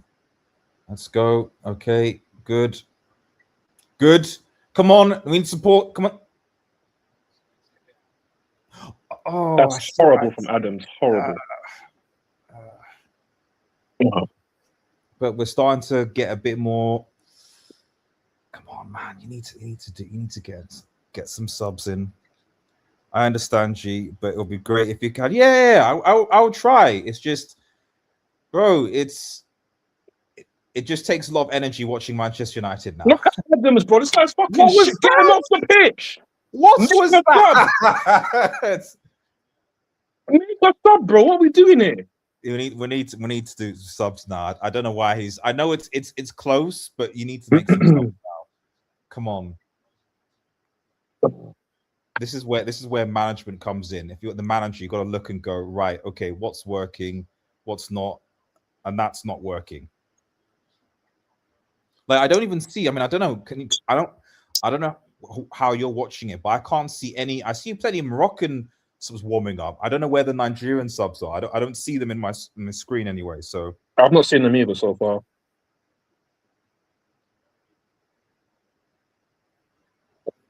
I'm just hoping that they're so far like left, like all the way in the left corner that we've just not seen it. Maybe it's but even just I would have thought maybe the camera guys would maybe show them at one point.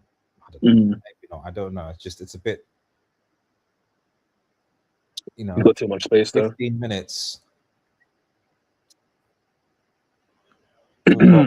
Rob, can I ask your thoughts on Amram sacking and Carrick is in at the moment and who you want as long-term manager? Yeah, okay. Of course I will, Rob. Oh my God. Good clearance from Bruno. That's good. To answer your question, well, the sacking. So the way I see it is that Amram, based on his performances, should have been sacked. However, he wasn't sacked because of his performances. He was sacked because he, just like Maresca, he made comments against the hierarchy. And you know that because it was clear that United weren't expecting that to happen. Otherwise, they would have had a plan in place. But also because he wasn't that far off, top 4, top 5, whatever the condition for the thing was. So it doesn't make sense to me to sack a manager who's only maybe 2 points off 4th, to then bring in another manager who you don't know is a marked improvement to secure Champions League qualification. Like, that makes no sense. Like, if the goal isn't secured CL football with this different manager, then you might as well have kept Aaron till the end of the season and sacked him at the end. That's what should have happened. Carrick is fine as an interim. There's not really much else you can do. I prefer that than going back to Ollie because we've already done that. And I think Carrick is a decent manager. Didn't release that. Guys. But to be honest, there wasn't really a lot of support around him. Slip? What? Just slip there? It's a foul. Yeah, you have to do that though. You have to do that. Oh, and DK has to do that. Yeah, of course. Of course, he gets his yellow card. The guy's smiling, man. The guy's smiling as he brings out the yellow card. He couldn't wait. He couldn't wait. Was that Bruno that slid there? Yeah, I'm not sure why Bruno slid. That was left us really open there. Yeah. And then who you want as long-term manager in the summer? Rob, if I'm honest, I don't know. Simply because I think that the ownership and leader they don't have a plan right now at United. They don't. There is no plan. There isn't a plan. If there was a plan or if there was a vision for the club, then I could get behind. But right now, I don't know what it is. You don't want the manager to have complete control. So which managers are available right now that will just slot into that type of system where they'll give control to the director of football? Not many. Tuchel won't do that. Conte won't do that. De Zerbi won't do that.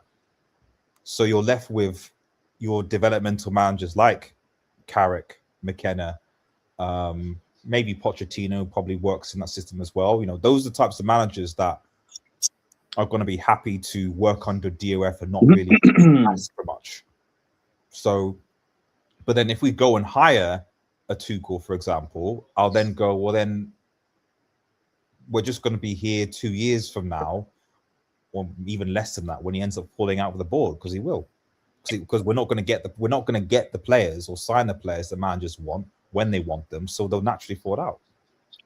So yeah, I don't want to panic, right? Like, I'm not panicking. We just see this play out. Well, good block. You dare give that as a penalty. Don't you dare? No. Morocco have been slightly better again in the second half, right? It's not like they're it's wave after wave after their attack and our keepers having to make a lot of saves. But the game is trending in certain directions. So I don't know why the manager's not making any changes. Yeah, it doesn't make sense to me.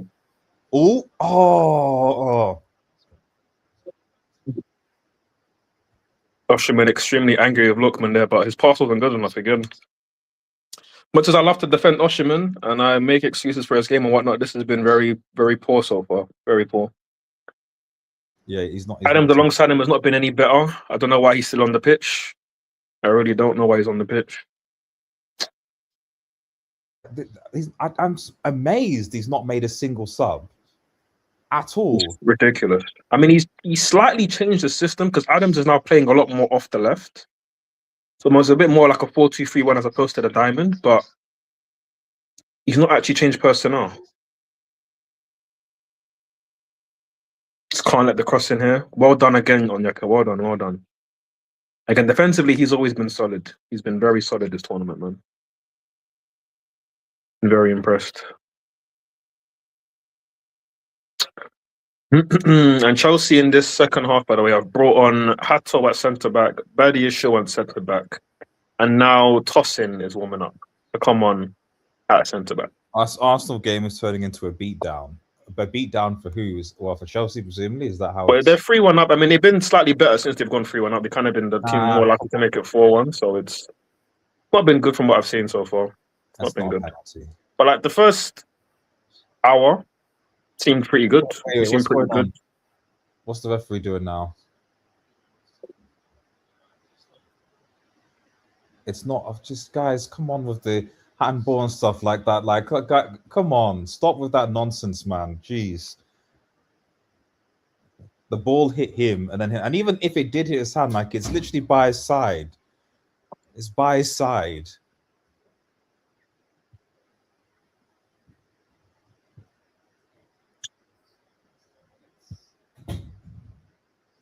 Like I'm never, even if it's against a team, I will never ever start a handball where it's literally just the ball is hit and the player's hands are down by them side. That's not a handball.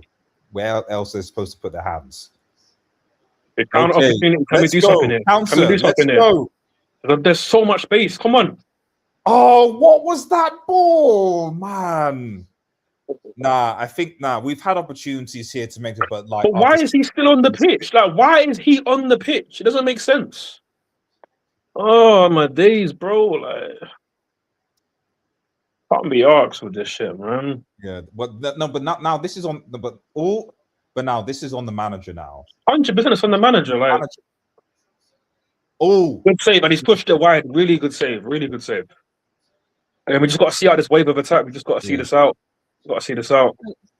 Okay, we've seen it out. Stuff like that. What's this manager doing, bro? Like, it's a chance to get to the final. Like, why are you waiting? Why are you waiting? Is he just accepting that like it's going to be extra time? So he's just going to. I don't know what he's doing. Whatever he's thinking of, it's wrong because there's no logical reason to not make a sub. Okay, now he's finally making a sub. It's Onyedika off for Simon. That's a very attacking change. I think we're going to change to a pivot now of Onyeka and Iwobi. We're going with a front four now. So maybe Lookman will go to. Well, Adams is going to go to the right. He's already gone. And Simon's going to be off the left. So Lookman's going to still be in the 10. And then Oshiman up front. But that's a very attacking change, which is interesting. He still left Adams on, which I just wouldn't do because I don't like him off the wing, either wing, really. I'm surprised we've just made one as well. I thought maybe two or something. So normally our first change is two because normally he would do this to change the system, but then he would add another winger. So he would add then Chukwueze on the right. But he's not opted for that. It's interesting. But yeah, indeed, he's definitely been a big miss. Indeed, he's been a big miss. Yeah, it's been a big miss. But it's an attacking sub. It's an attacking sub. So hopefully that gives us a side. Was it injury or was it a booking? But he was on a yellow, but I think he was gonna come off anyways because he wasn't great on the deck. It wasn't great. No, I mean, indeed, I can't remember what was the reason why it's missed. Is he injured? No, injury. Injury. It was injury. Yeah. Sorry, Rob, I missed your comment. I agree with you, G. But Holland on the coaching team, is this setting up for, with Southgate? We needed a clockwise manager has been there and done it. But if Southgate, Rob, I'll be honest, if you're listening, I'll be honest with you. If Southgate even steps foot into Manchester United, I'll be Southgate out from day one. So goal alert at Stamford Bridge. RDS has been another goal. Guess who scored? Well, guess which team scored first? Bang on the money. Garnacho once again. There you go. Once again. First time finish. Garnacho double against Arsenal, man. So listen. there you go. Listen. There you go. I mean, all my bullying finally led to something good. We'll take it. We'll take it. Listen, we'll take it, man. It don't change the fact how I rate him. But listen, whenever players I don't like step up, I always give them their credit, bro. This is two big goals. Two big goals. We needed this shit. We needed this. And to be fair, that's kept the tie alive. He's kept the tie alive, and he's been a much more, I know people talk about people having more tesh, etc. So, but at the end of the day, like, I'm one of those guys that I appreciate you as much tesh as you, tesh as you want, but if you don't actually put the ball in the back of the net, or if you don't do your thing, it doesn't matter. Like, yeah, of course, just doesn't matter, So, like, people say Haaland and City doesn't have any tesh, but at the end of the day, he's got how many goals? Like, it's okay. He's not made the most eye on greatest football on the eyes when it comes to his technique, but he's got. He's literally probably going to stat pad the Golden Boot season. If he's still stays in the Premier League, he's probably going to stat pad Golden Boot for the next couple of seasons, maybe 5 seasons in a row. I think he's already got. Was he Golden Boot? He was Golden Boot last year, wasn't he? No, Salah got it because Salah had a crazy year. Salah, yeah. So yeah, but every other season, Haaland's had it while he's been in, and he's gonna every other season he's gonna have it. Other than that one freak Salah season, he's gonna win Golden Boot. Salah's leaving at the end of the season, so like and he's older now, so he's not gonna. Esteval, it's a chance here. Good save. We almost had a chance to flip it. Yeah, exactly. I saw looking. It was a good ball. It was. Yeah, I saw what you can do. Oh, that's a great ball from Bassey. Wow, good try. Unlucky. Rob, I'll just essentially, if Southgate comes to the club, I'm Southgate out from the get go. I'll literally post on streams. I will. Yes, I will want Manchester United to do well, but I will literally I will start the Southgate out Twitter handle and trend, because that tells me that it's not even about a yes man. It's about what actually does this ownership want. Like, it'll get to the point where I'm like I'll be like, okay, you know what? Maybe things are just better purely under the Glazers, because I know the Glazers, if they were completely in charge of football science, the Glazers wouldn't have gone for Southgate. The Glazers would not go for Gareth Southgate. So the only reason why they go for Gareth Southgate is because Ineos, under Sir Jim, who is basically a racist Brexit fraud, somehow thinks that if we just get an English manager, that will magically make things better. And if the English manager was drop for the ball, drop for the ball. Oops. Are we? Well done, Simon. Well done. No! How? How was he blown as a foul? Again, the Moroccan player has a hold of the Nigerian player's shirt, and he's given the foul to Morocco. Fuck off. He's been paid. He's been paid. This is one of the worst. But he's not even trying to hide it, bro. Like, there's nothing discreet about this. He's literally all that's missing now is him just showing his bank statement, bro. That's all that's missing. Yeah. That's why I'm like, hell, man. I don't think he can wait to give the Moroccans a penalty. Honestly, like, we can't let them in near our box anymore, bro. We can't. Otherwise, any contact in the box, in the box is going to be a penalty, like, bro. Hakimi tried to switch ball with his left foot, did not work. But we have at least.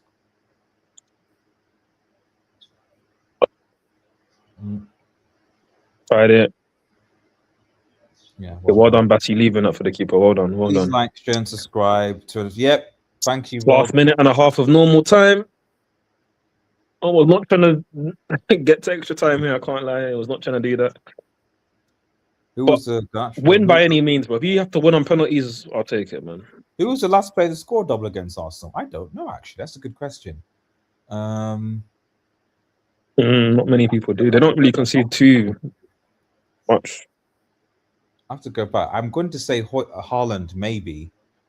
I have a feeling it was Haaland at some point. Probably Haaland at the Emirates, actually. That might be the one. A couple seasons back.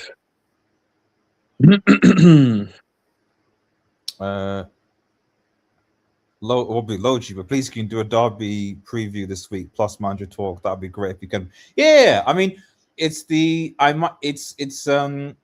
the difficult because me being busy. That's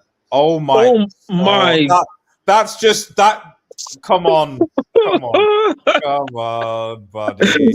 Come on. He's been awful today, but that's just the icing on the cake. How are you getting put on the floor like that? Come on, that's embarrassing, man. It's just that's like, yeah. Well, old school soccer AM where they would do like the highlights of the week, and you just see man just getting toasted. Like, brother, man did the feint, and he did. Oi, fuck it! Look at this, bro. Oh, jeez, that's bad. Man. That's bad. Glad it didn't lead to anything. That was major disrespect. That was just disrespectful. Jeez. Oh my god! He lost his footing. It's like it is a bit more than losing his footing. So, well, he took his soul, bro. He broke man's ankles, bro. Yeah, that's nasty. That's nasty. But again, that's our third choice right back in it. So it is what it is. Oh, there's no one there. Well, it's not onto the loose balls as much as we were. Yeah, exactly. Nigeria. Right now, extra time will probably suit us better. I think Morocco have been the better team over 90, to be honest. Obviously, with the extra man of the ref, but in general, they've been the better team slightly. The penalties, though, I just think that if it goes to penalties, to be honest, you might as well just give it to Morocco. There was just so much against Nigeria unless the only way is unless the Moroccan players to lose from Hakimi though again. Know what you expect from the Moroccan captain. And we engineer one chance, one clear chance. That's a good ball. Seconds, Osimhen. Find somebody. Osimhen, you're playing like a donkey right now, bro, man. I can't defend this, bro. Come on, Osimhen, please. He's won the ball back at least. Done. At least you won it back. That's good. Okay. Hey, come on. I would just love one chance to just fall his way and he just puts it in the net. That's all I need, bro. Yeah. That's all I need, one man. Chance and then that's it. And then be clinical. Oh, no, that wasn't the ball, Simon. If anything, they just loft it up to one of the strikers. Again, we still got Adams on the pitch. Lord knows why, but at least use our strengths to just loft it in, fight for a second ball. In fairness to Adam, we've not actually really done that a lot of the game. We've not really,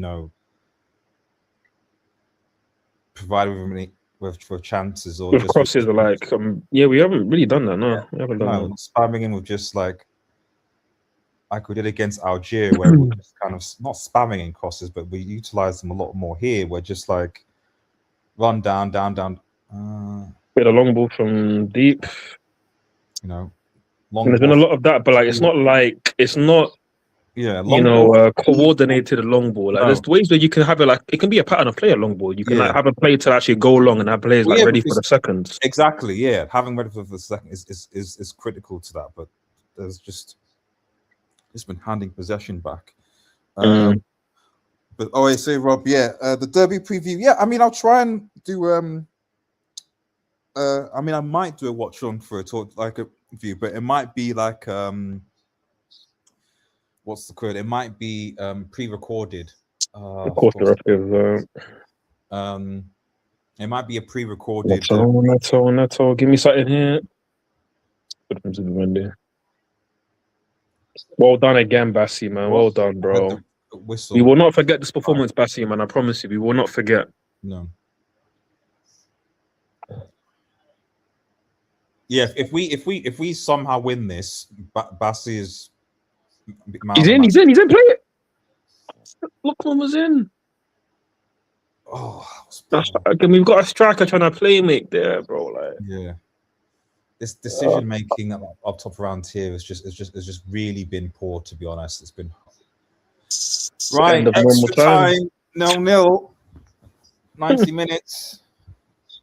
To be honest, I really think we should have made the more changes earlier. 100%. I don't.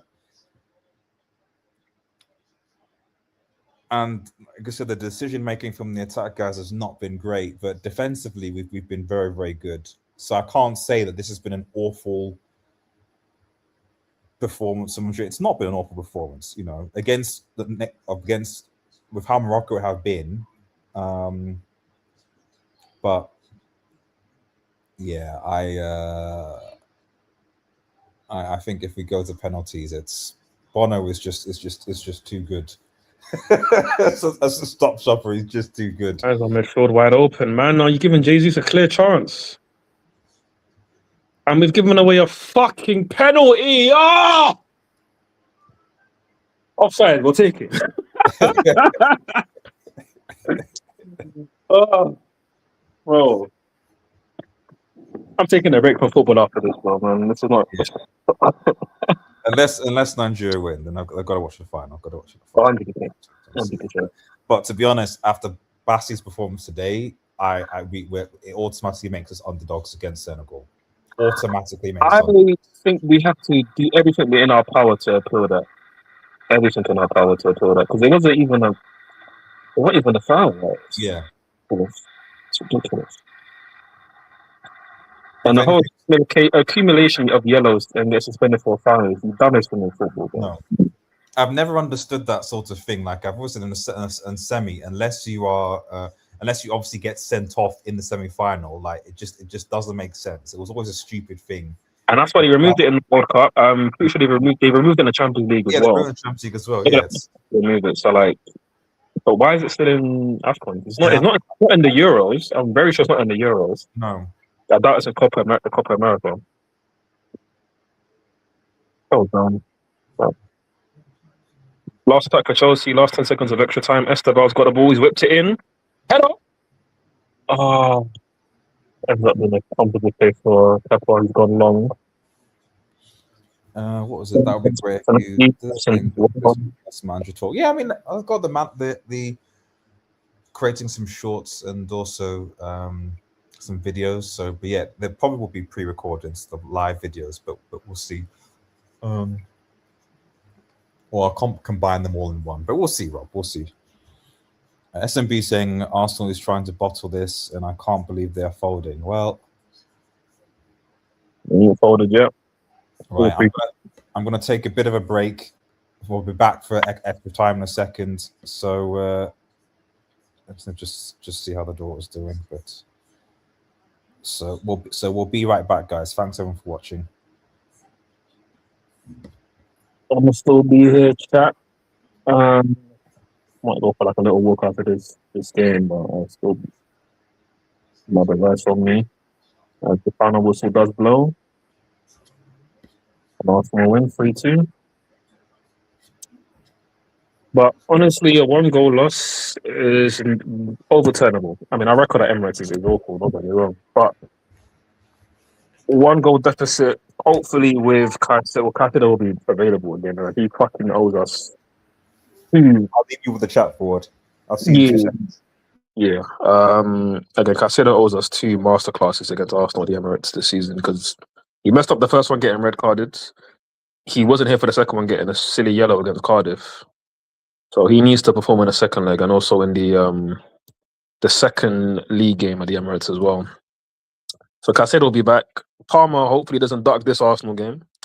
And also Reece is back as well. So those 3 are back. That's a huge change. As I'm seeing Enzo and Zubimendi have a bit of an argument on the pitch after the game. A bit of a melee's broken out. Rafinha's in there to break it up.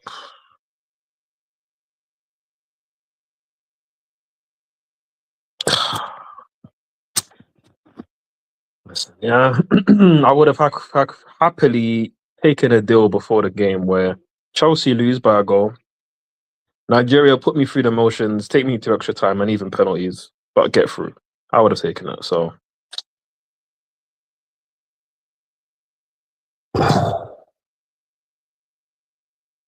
come on, good energy. We're gonna win this.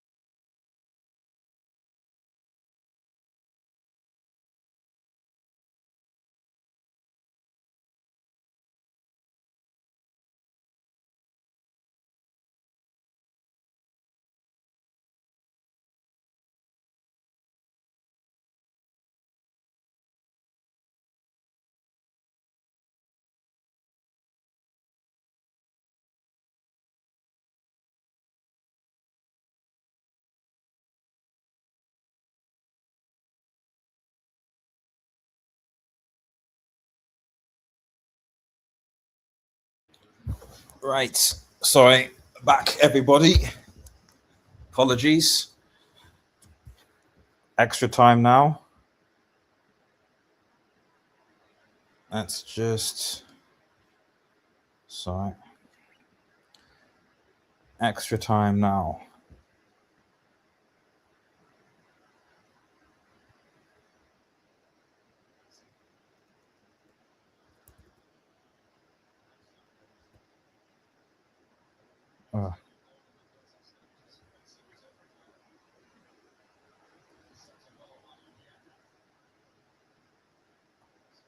The ref...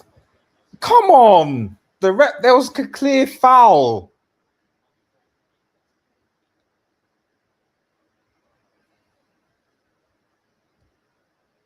This referee is...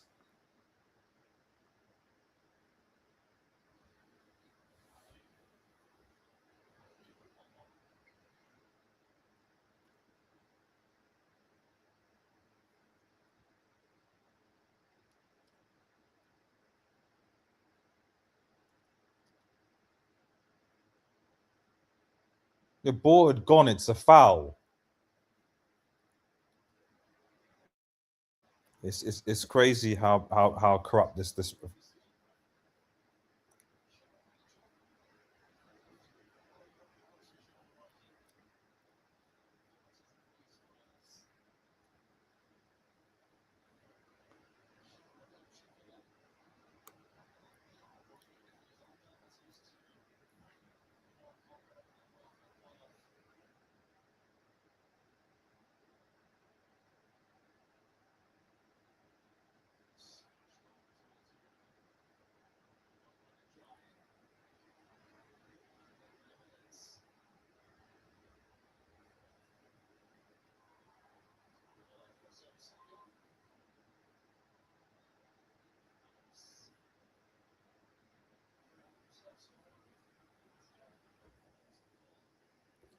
This ref is a bomb.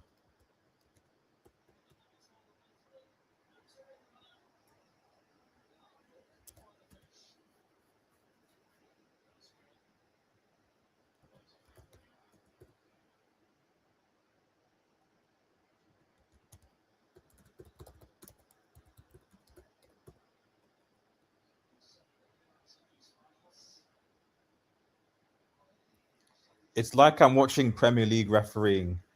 I bet worse.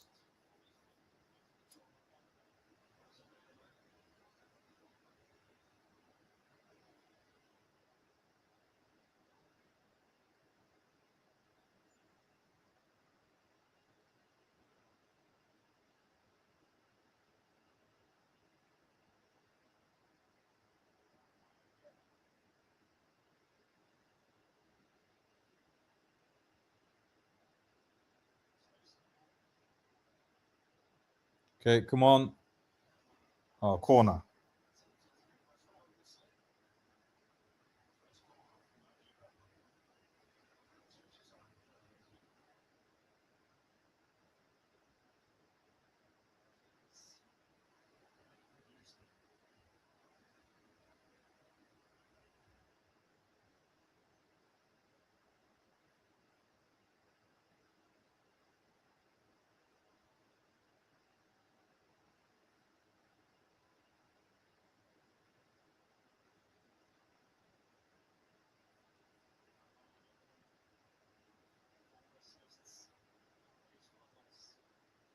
Oh, poor corner.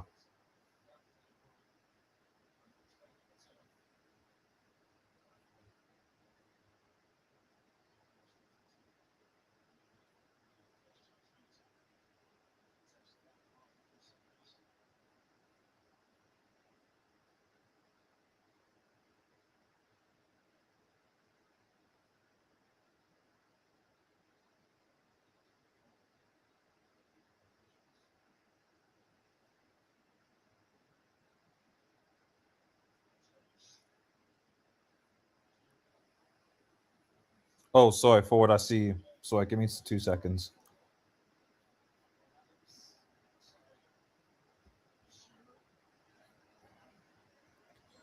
There we go.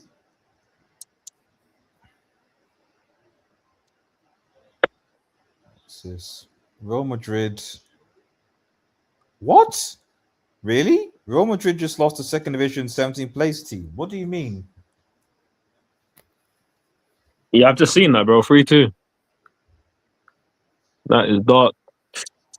That is dark.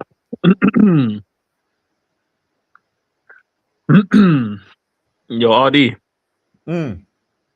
You know this manager's only made one sub. I know. I don't know. I don't know whether he's just he's scared. He's like, it's close. It's just I don't know. Because for me, he I don't know. He generally can't be thinking that Nigeria are favorites to win on a penalty shootout. He generally cannot be thinking you can't be thinking that we're going to chance it. You saw them screw up their penalties against literally, Congo. but like that's why we're not in the World Cup is because of penalties. Like, penalties. We bottled that against Congo, and even the subs he made. I remember the subs he even made in extra time to like prepare for the penalties was ridiculous because he ended up bringing on a Ajayi, a freaking centre back to go and take it, and he missed. I think the other attacker that he brought on missed it as well. Like it was so mad, bro. And I feel like our approach now is just to defend, which exactly. It's not the Nigerian way for starters. It's just not the Nigerian way. I feel like this has got to be coming from the manager somewhere. This has got to be like because if we can. Well done, Onyeka. Well done. That's comfy. Who takes pens? The top five. Oshman will presumably. Lookman will.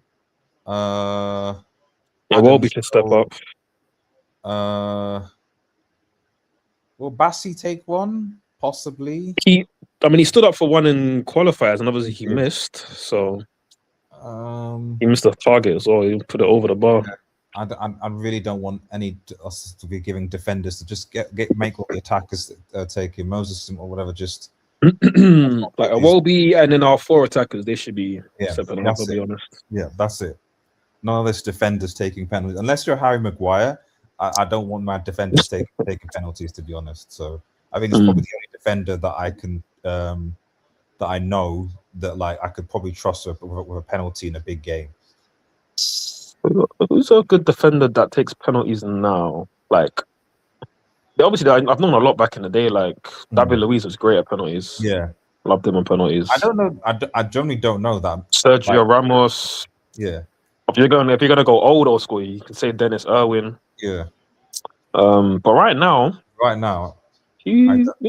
some I definitely. I mean, Reece James is great at penalties. Reece at penalties. PJ. Although I'm kind of like attacking fullback. I'm thinking more of like if these centre backs. Yeah, like a good players. Which penalty taking centre back.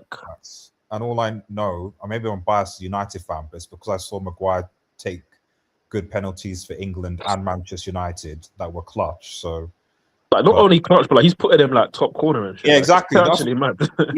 I'm not even talking about actually taking them. I'm talking about his actual penalty taking technique. Like his technique is actually really good. Like there's so many guys that like I'm just like, it's the same whole kind of just put it low and then just to the left or to the right, and it's like, come on, guys, you should know. I know. You're worried that you don't get it on target. You should at least get it on target. But I mean, you should at least, if you technique, know that you've got to have a. If you're gonna go low, you make sure that you hit it with a lot of force. So, but I don't know. I have a feeling this is because I'm just surprised we've not made any more subs, man. This ref, man, jeez. Okay.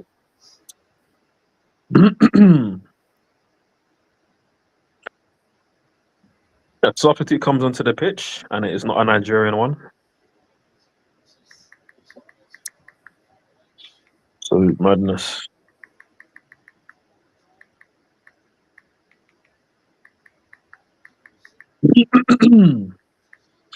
Wait, so this Real Madrid lose is that the Copa del Rey? Is it? It looks like it was a cup game. I mean, it has to be because that's the only domestic cup. And obviously, they had the Super Copper thing, but that was obviously the final, so it must be. That's like their community show, which they just make into a bigger event. It was Copa del Rey, but it has to be Copa del Rey. They've only got one domestic cup. Well, I mean, every country does other than England, actually. Jeez, wait, so I'm looking at this. Let's have a look. It was free Villa. So it was one. So it was actually 1-1 up until the 80th minute. So they were drawing, and then Bentancur scores, and then Garcia equalizes to 2-2, and then Bentancur scores again. Well, at least now I'm sure Xabi Alonso will be sipping his tea or his Spanish cuisine and being like, "Not my problem anymore. You see, you chose the players over me. Well, that's great feet from Simon. Great feet. Yep. He's whipped it in. The ball. Swim in chest. Oh yes. Go on. Oh. It's kind of fizzling out a bit. Oh. It's kept it alive. The substitutes kept it alive. Corner. What's happened? The rest probably going to give them some bullshit here.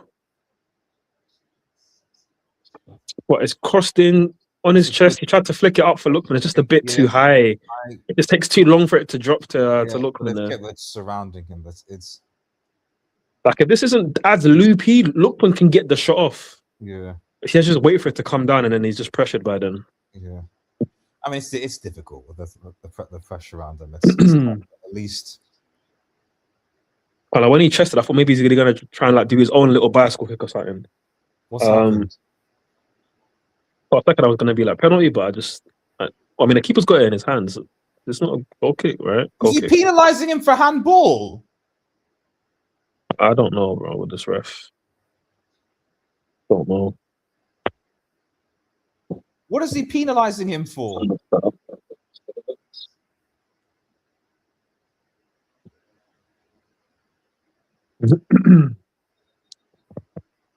It looks like I think he penalised him for handball. I didn't even see it hit his hand, but it didn't hit his hand. That's the thing. That's why I'm kind of like, I thought. I think we would have had a corner as well there, but this fucking ref. Yeah. Fucking ref.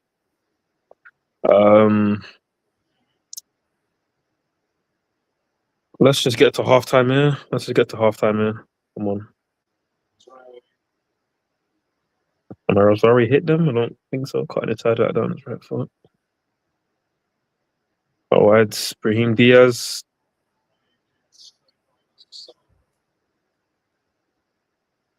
Good defending time. Well done.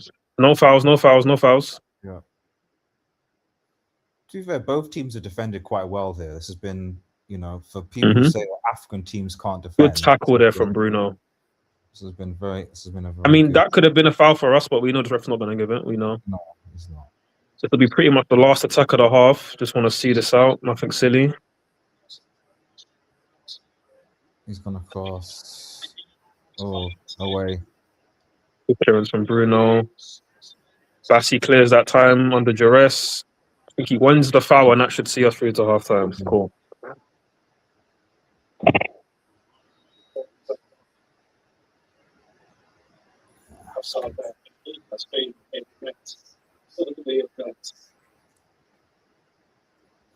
Right. Jeez. Man.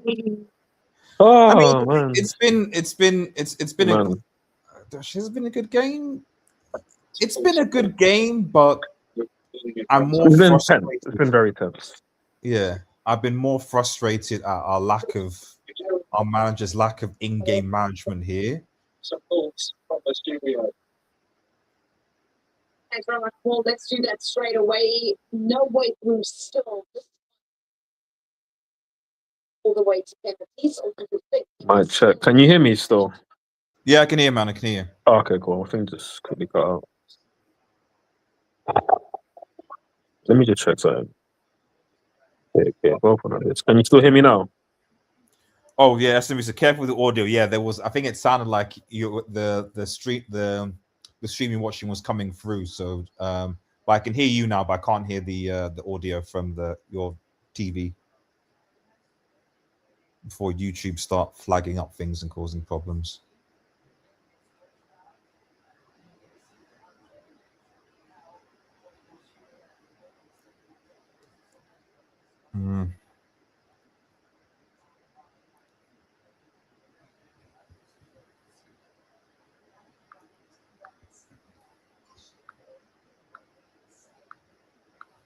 Surprise. It's just the palm is just kind of like, imagine if the referee wasn't Ghanaian. Imagine how this game would have gone if they actually got the referee. Imagine.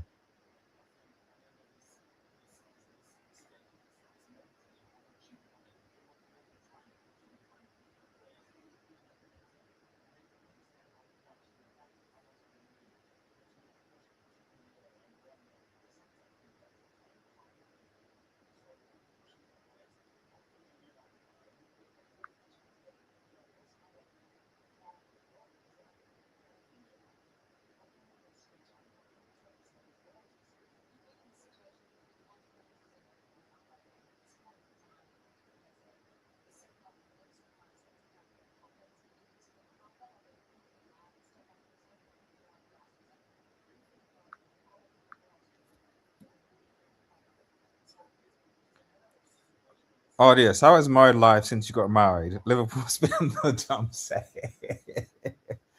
No, married life is good.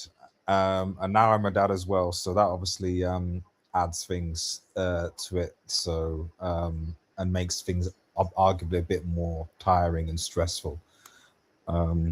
So yeah, I definitely think that if you're gonna have children, you really have to like think about it long, because it is a life changer. It makes a big, your thought and your thinking, everything is like based around the kid, at least until they're 18. Even then it's still kind of, so that's just something to bear in mind. Or if it's just you and your partner, like you can just go and freedom to do whatever, so that freedom is gone. So but then at the same time, I also think that if you are going to have kids, starting early is also better, because the energy and time you just have less of it as you get older. To be honest, you just have less of it. I like this referee. This referee is such a fraud. This referee is such a fraud. You say you're back for it, but I can't see you in the studio. Thanks, man.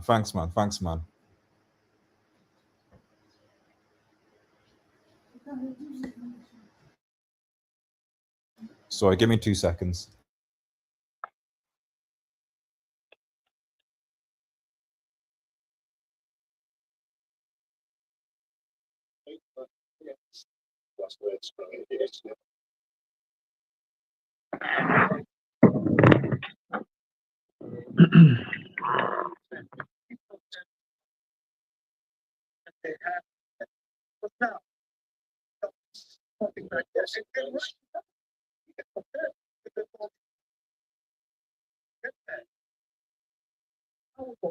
Absolutely ballistic.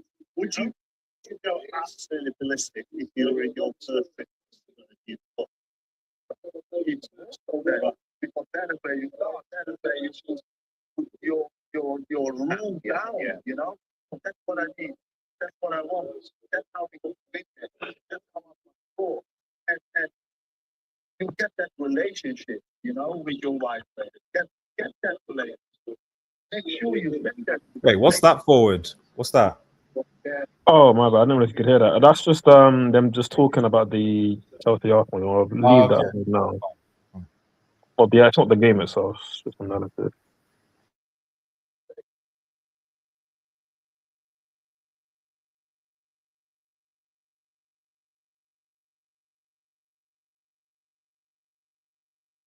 Ooh, what do you think is the best age to get married, or is it a feeling thing?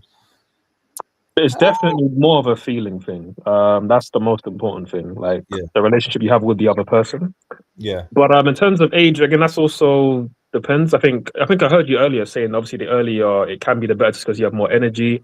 Also you're closer in age to them, so it's a bit easier to understand your child and like the difference in generation, because every generation there's always a lot of differences. Also, yeah, for childcare purposes as well, like if you're presuming, you know, your parents said you at this age as well, you know, they are also going to be, you know, fit to alert if you have them when you're younger. Whereas if you have them older, if you think, you know, you're going to get support from your parents and they're like in their 70s, for example, it's going to be a bit of a push to expect them to be able to help and support you as well. So that's 100%. Yeah. So that's always something to bear in mind, because I don't think people really, I think, you know, back in the day and even just in general cultures now, like it takes a village to raise a child. So if you don't have that, then you're putting a lot of pressure on yourself. That's a good interception there. Okay, well done.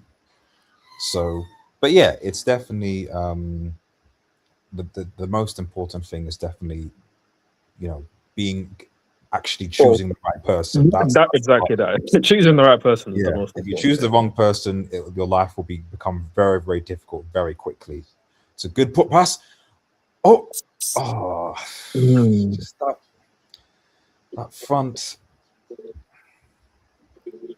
that front three. So, and never feel pressured or rushed. That's another thing. Never feel I'm forced to sort of. But at the same time, like also I don't think you have to like mess around, if that makes sense. If you generally find the right person, then you don't need another like 5 or 10 years to figure out whether that person is the right person, you know. So Bruno, just keep your head on, okay? Because this referee can just cause problems. So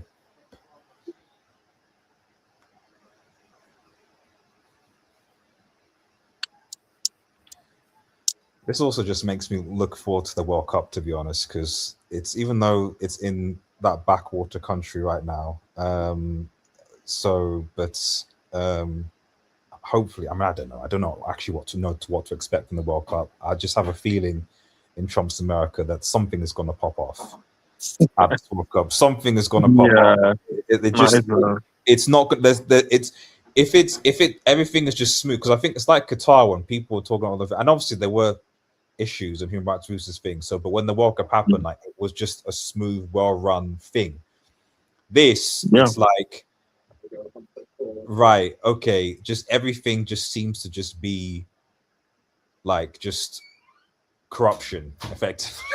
Corruption and also like a lot of unrest in the country. Exactly. People from afar have the issues with Qatar, but obviously Qatar as a nation, there's a lot of unity there. There's no like major disruptions going on. Whereas in America, there's all kinds of things that can pop up, or let's just say protests. There's a million and one reasons why there might be a major protest or a riot that could break out. So just as an example, that's why if you are going to the any games at the World Cup in America, just make sure you just are on your P's and Q's basically, because a lot could pop off there.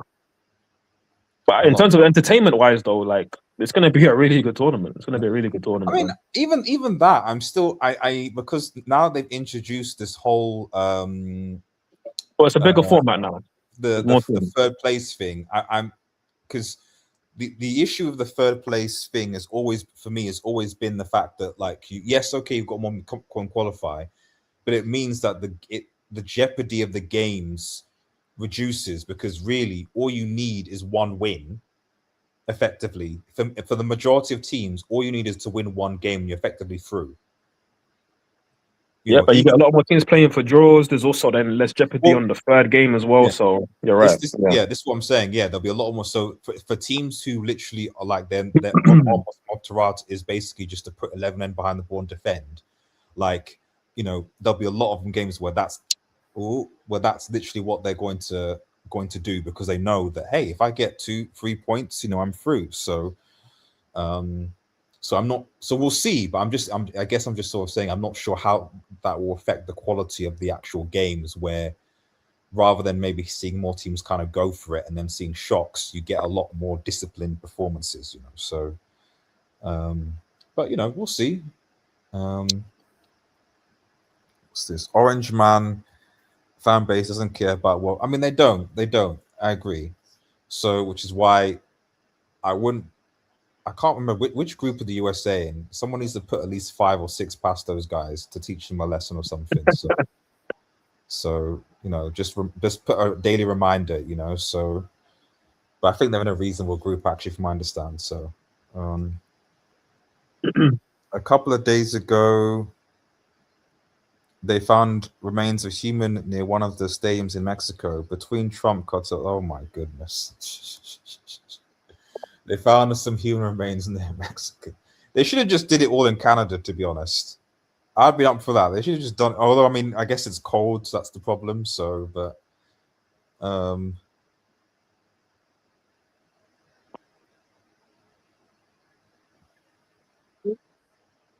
I like them to. I like if Morocco have hosted a good tournament. So maybe if they can bring it back, the World Cup back to Africa, they can host.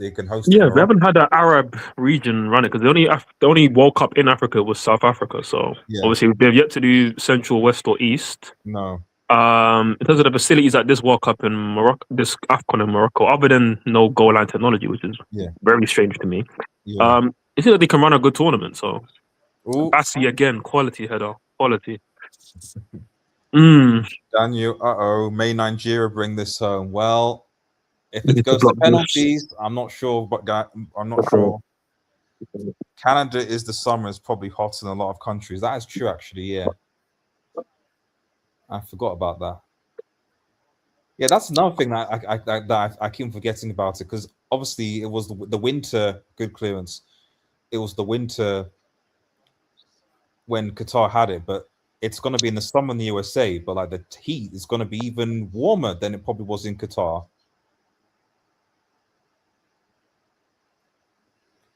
Okay, come on, I can know they're all tired. I can see it. Like they're just. I know I want them to go and get it, but I'm just seeing. But it's also why haven't we made subs though? Like I can see that they're tired out there. So we only made 2. I think they made 4, and they're making 1 more right now.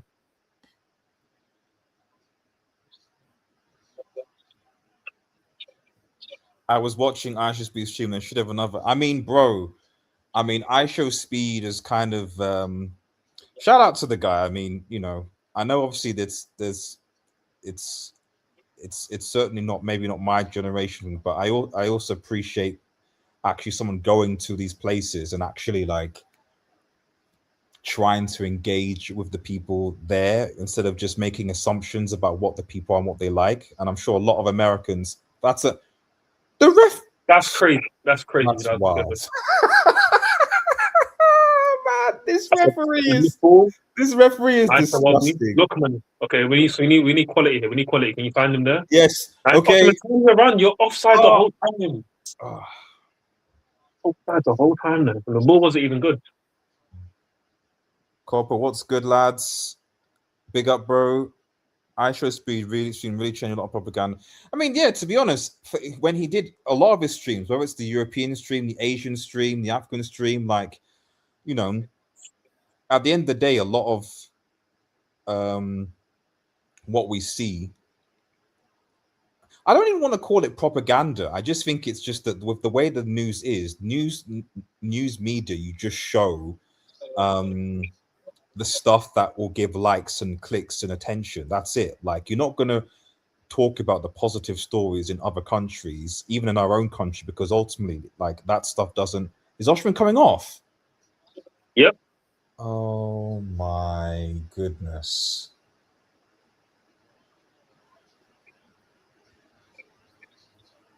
Oh my goodness. That's our best penalty you take. You've taken off with 3 minutes left. Like the logic doesn't really make sense, but I don't know. I can't explain that decision.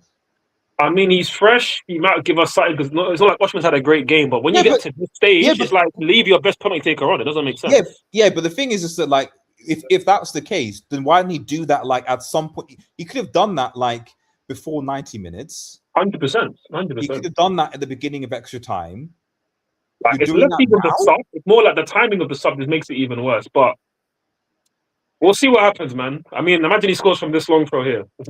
Yeah, if he does, sure. That'd be great. But it is a strange decision for sure. It is strange, and that's it's strange. He's arguably one of our best penalty takers and as still well. like he's like the manager's he's decided, as great again from Bassi. He's decided to not influence himself that much on the game in terms of subs or tactics. But the little that he's done hasn't been. You don't understand it, and in that you've just done there is crazy. If we win this game, it'll be because of the players. It won't be because of the manager. It'll be because somehow we've managed to just. I'm not going to say scam a win because I don't think that. I think no.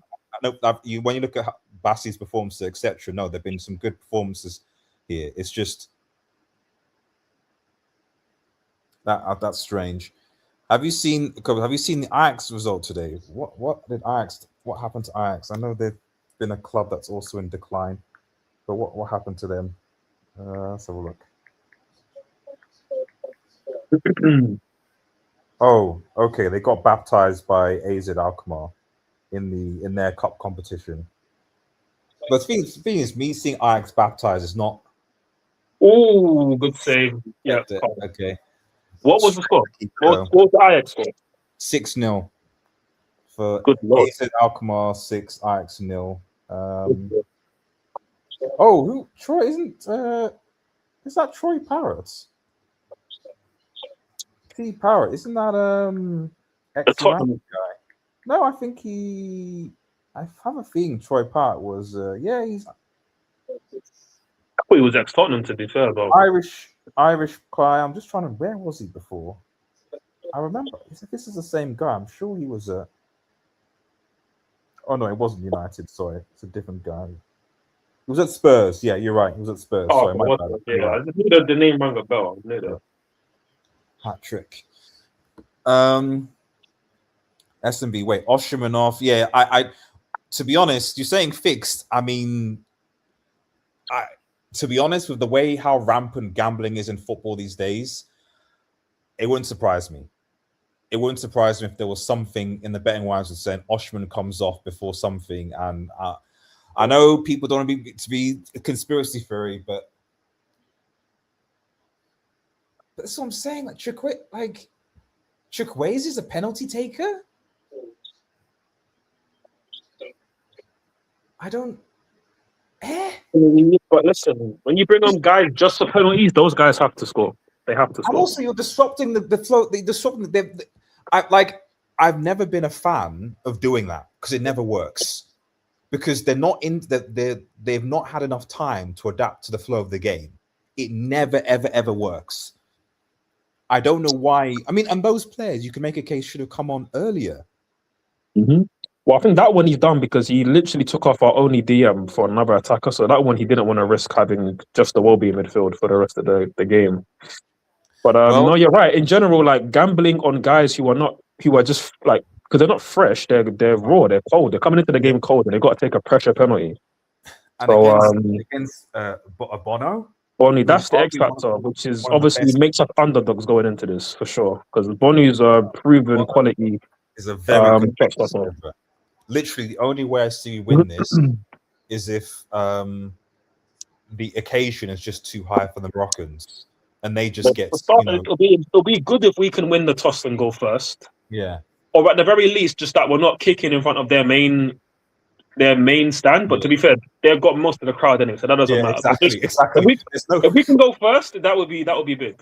Yeah, there's no area of the field that's safe, to be honest. So. Yeah. I mean, we got like a small pocket to the side, but you can barely hear the trumpets. Yeah. And, whenever Nigeria play, the trumpets are loud, but today, today's a different story. Tan, what's wrong? Watch your defender, shooter. Oh my goodness, man! It's just. I wouldn't be surprised. Like taking off Osman, I don't know. I don't know. If we lose this, I don't know how I'm gonna if we lose this. I don't know how I'm gonna feel about it. I'm gonna be really, really annoyed. No, yeah, I'm gonna be really annoyed because I'm gonna be annoyed because I would think if we played in any capacity like this during qualifying, we would be at a World Cup. Yeah. And then two, I'd be like, why is the manager not make? Why are we still have somewhat ineptitude in our manager. Why is the manager not brave enough? That'll be my response. So like I'm leaving this thinking, being like, right, because the next AFCON is 4 years from now, isn't it? If I recall, is it? I think it's 2 years, but you'd have to double check that. Because I thought they were changing the format because of FIFA for some reason. I don't know. Wait, let me check one sec. Yeah, Kenya, Uganda, and Tanzania are hosting the 2027. Oh, 2027. Okay, so that's 2 years. Wait, 20? That's just next year. Eh? That can't be right. No, because it'll start like December 2027. Oh, okay, fine. Yeah, okay. That's 2028. I have no dog in this fight. Taking Oshmanov is insane. Indeed it is. Indeed it is. I've only seen one player ever and a penalty was called. James Milner. Even big players have missed. Yeah, James Milner was a good penalty taker.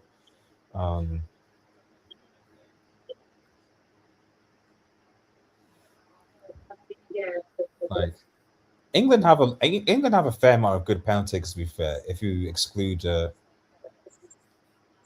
Kane. Well, no, Kane's all right. It's just that penalty missed against France is cost his legacy. So, someone bring on Raul Jimenez. Well, not on the AFCON, buddy. This man should either be a genius or a bozo. I mean, he'll be a genius if Chukwueze is the one who scores the winning penalty. Okay, then yeah. I mean, okay, I'll give him that. But you can make a case. To be honest, I think if he'd made those subs earlier, we could have won this game. Okay. I mean, if you want a good omen, RDS, we've had 4 penalty shootouts against North African teams in the past, and we've won 3 of them. So we have a 75% win ratio against North African teams in penalty shootout. I want to hold on to that, but then I realized that I'm still not over the penalty shootout we lost to DR Congo, and basically them the chance to qualify for their first World Cup in 7 years. For sure. We have things to prove, and obviously there's a few players on the pitch now that obviously took penalties in that and missed as well. Obviously the people that missed that day was Bassi, Simon, and Ajayi. All 3 of them are on the pitch right now. Exactly, but for some reason Osman is not, which I'm still just. It's criminal. I'm still just trying to wrap my head around it. I'm still trying to wrap my head around this nonsense. But yeah, man. Yeah. I mean, Ewa Bali is actually good at saving pens, to be fair. So. Oh no, of course. He saved 2 of them against Congo. Yeah, and he saved 2 against South Africa in the last African Cup of Nations as well. So I'm not worried about the fact that he can't save a penalty. The problem is just that, one, Bono is also a very good penalty stopper. Like, if it was anyone else, I'd be like, okay, but Bono? And then on top of that, there's just so much against us here. So. Yeah. No, for sure. Honestly, I'm just trying to put some good energy out there because I'm extremely nervous too. But it's one of them where, like, I don't know. I feel like if we were to go out, maybe it would happen in the final, and there'll be all the bullshit about Bassi's yellow card and suspension. Obviously, going to be without Ndidi as well. Is really messed this up, man. I mean, at least I guess there'll be a scapegoat. I guess. Yeah, that's the thing. There'll be a lot of people. If the Nigeria get out, there'll be a lot of. You gotta pray for that guy's family, man.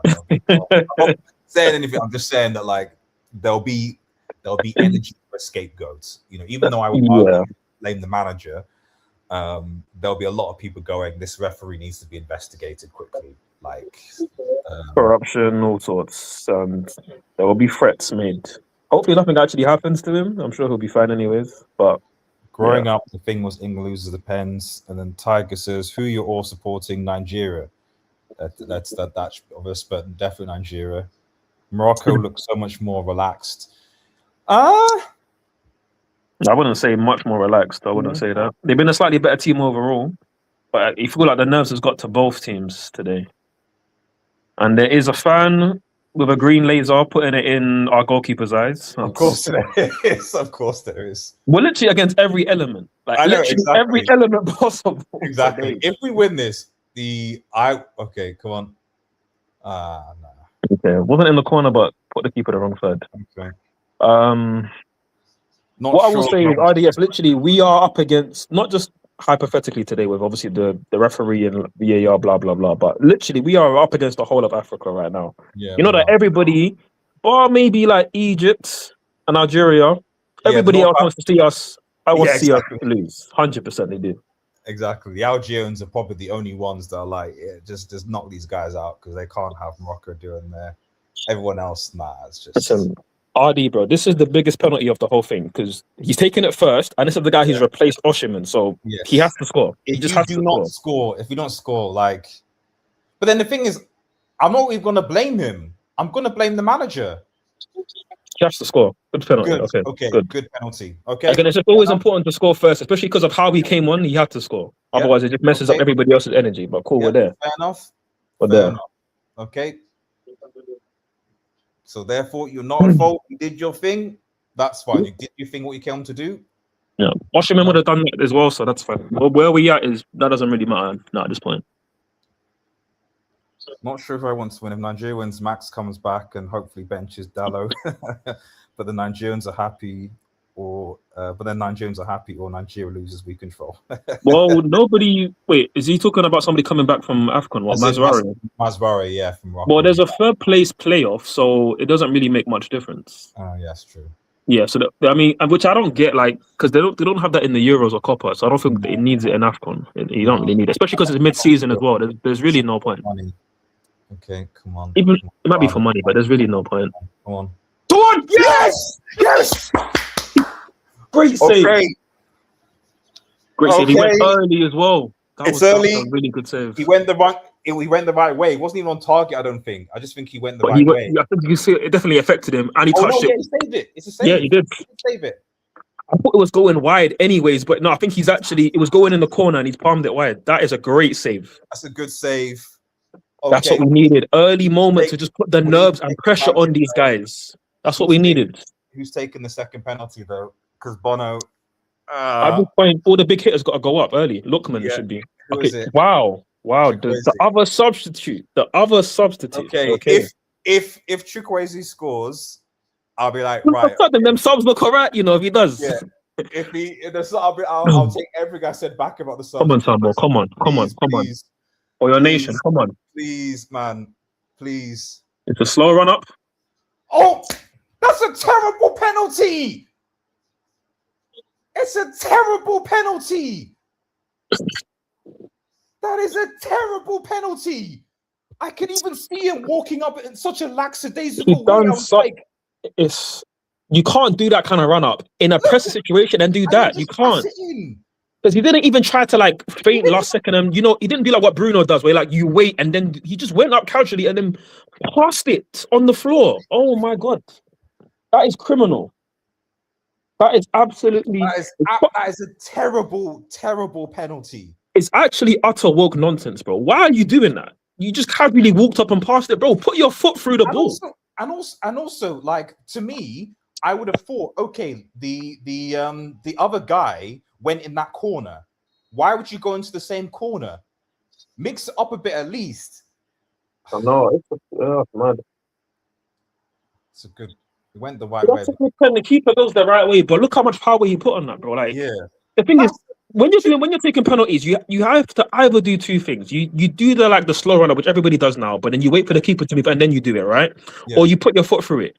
Yeah. It's Chukwueze went for slow run up, but then he didn't try to make the goalkeeper second guess. He just passed it. Yeah, there was no disguise on it. Nothing. No, that's okay. So now I'm like the manager brought him on to. The manager brought him on to do that. Okay, first guy did his thing, but that's just. You're telling me Osimhen wouldn't have scored that sort of okay. Let's see. Because other substitute obviously came on in extra time for Adams.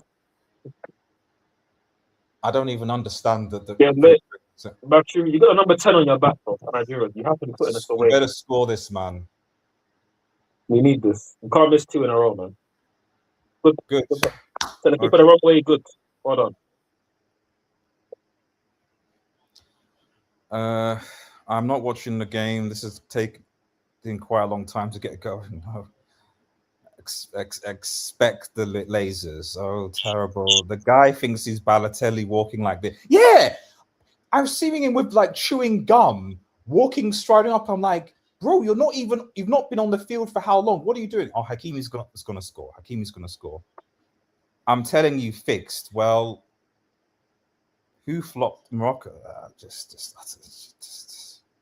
Yeah, Chukwueze was bribed. He was bribed. He's never taken a penalty before in his career. Really? Yeah, I'm checking it now, and I'm not seeing any. So I don't know why. Why did the manager? Like that's a good penalty. I knew he was going to score. I knew Hakimi was going to. So this is what I'm saying. It's just like I don't. This is the manager. So Chukwueze's never taken a penalty before in his career. I've not seen one. No, I can't find any history of it. You as the manager decide to bring him on to take one, but you take Osimhen off. Nah, at this point, we can't afford a miss. We can't afford a miss. I mean, if we miss, then they can win off the next one without us taking our 5th penalty. Next up is Bruno, our left back. He's had a really good tournament. I am surprised he's gone up ahead of Iwobi. And also Simon, who's our captain right now, the man with the armband. Come on, Bruno. Come on.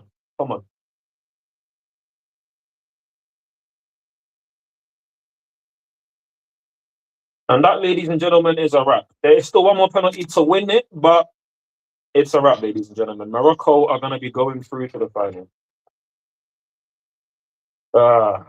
Keeper went unbelievably early.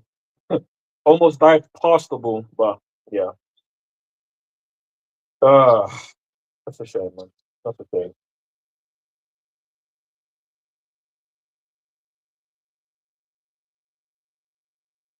Ardy, talk to me, bro. Talk to me, man. So I didn't know I was on mute, man. Yeah, I said it's over, man. It's over. It's over. It's over now. It's over. Yeah, and the Syrian now. Fuck's sake, bro. There you go.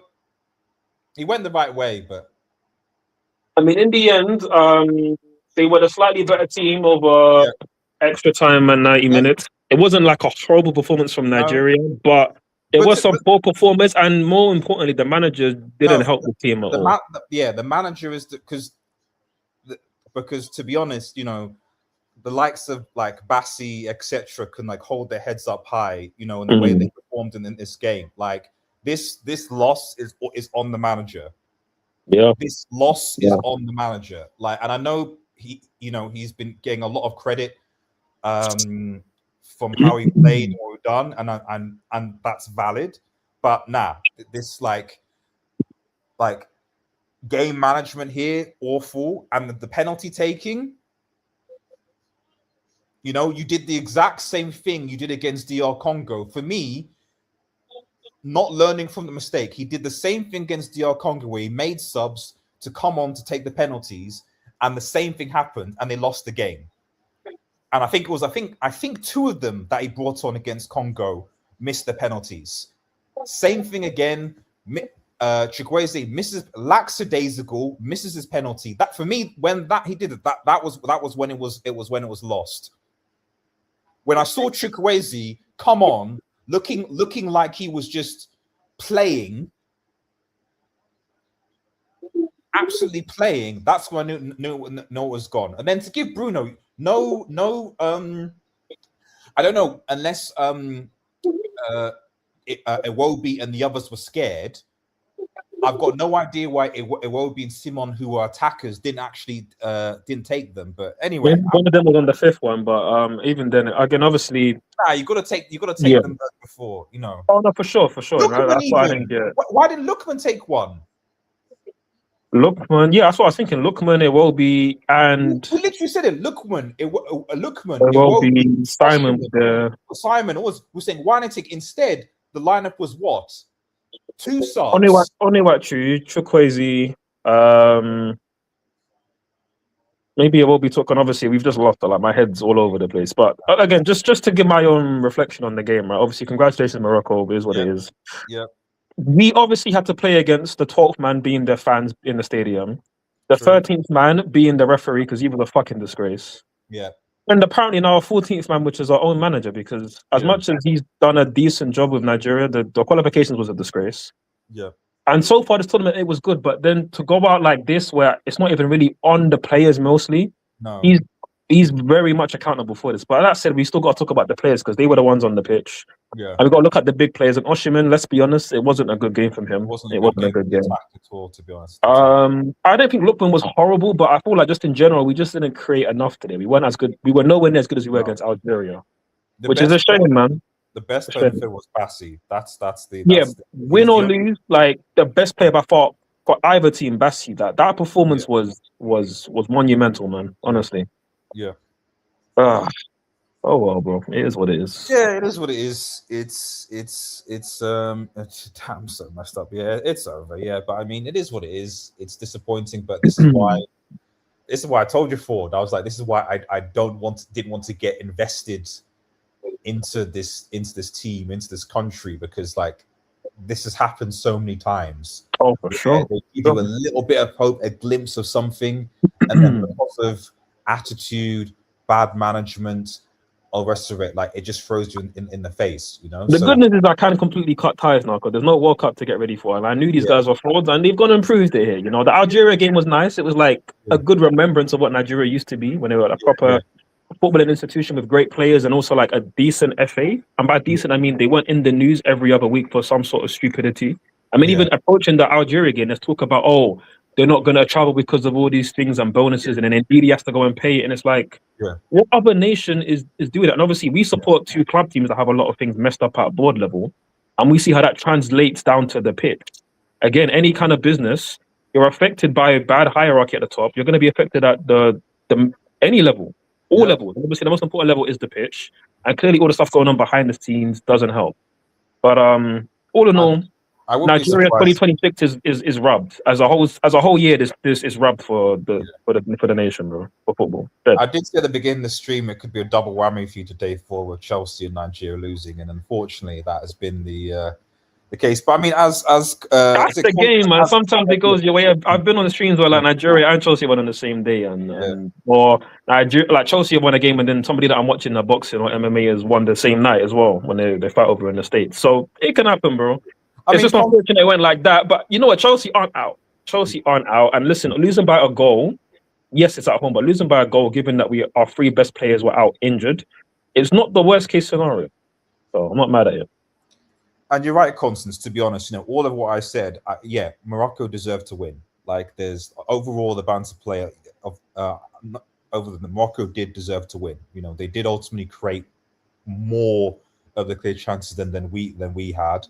And you know, they clearly play like they wanted it more, you know. So that's it. Like I don't think there's anything much to say really, you know. So I just think that, to be honest, I think that, as you said, Forward, and I know I keep on saying this, but it's like I want to just be able to just effectively just cut ties from this. In fact, let's just trick it. I'll just change the banner so I can just do a quick.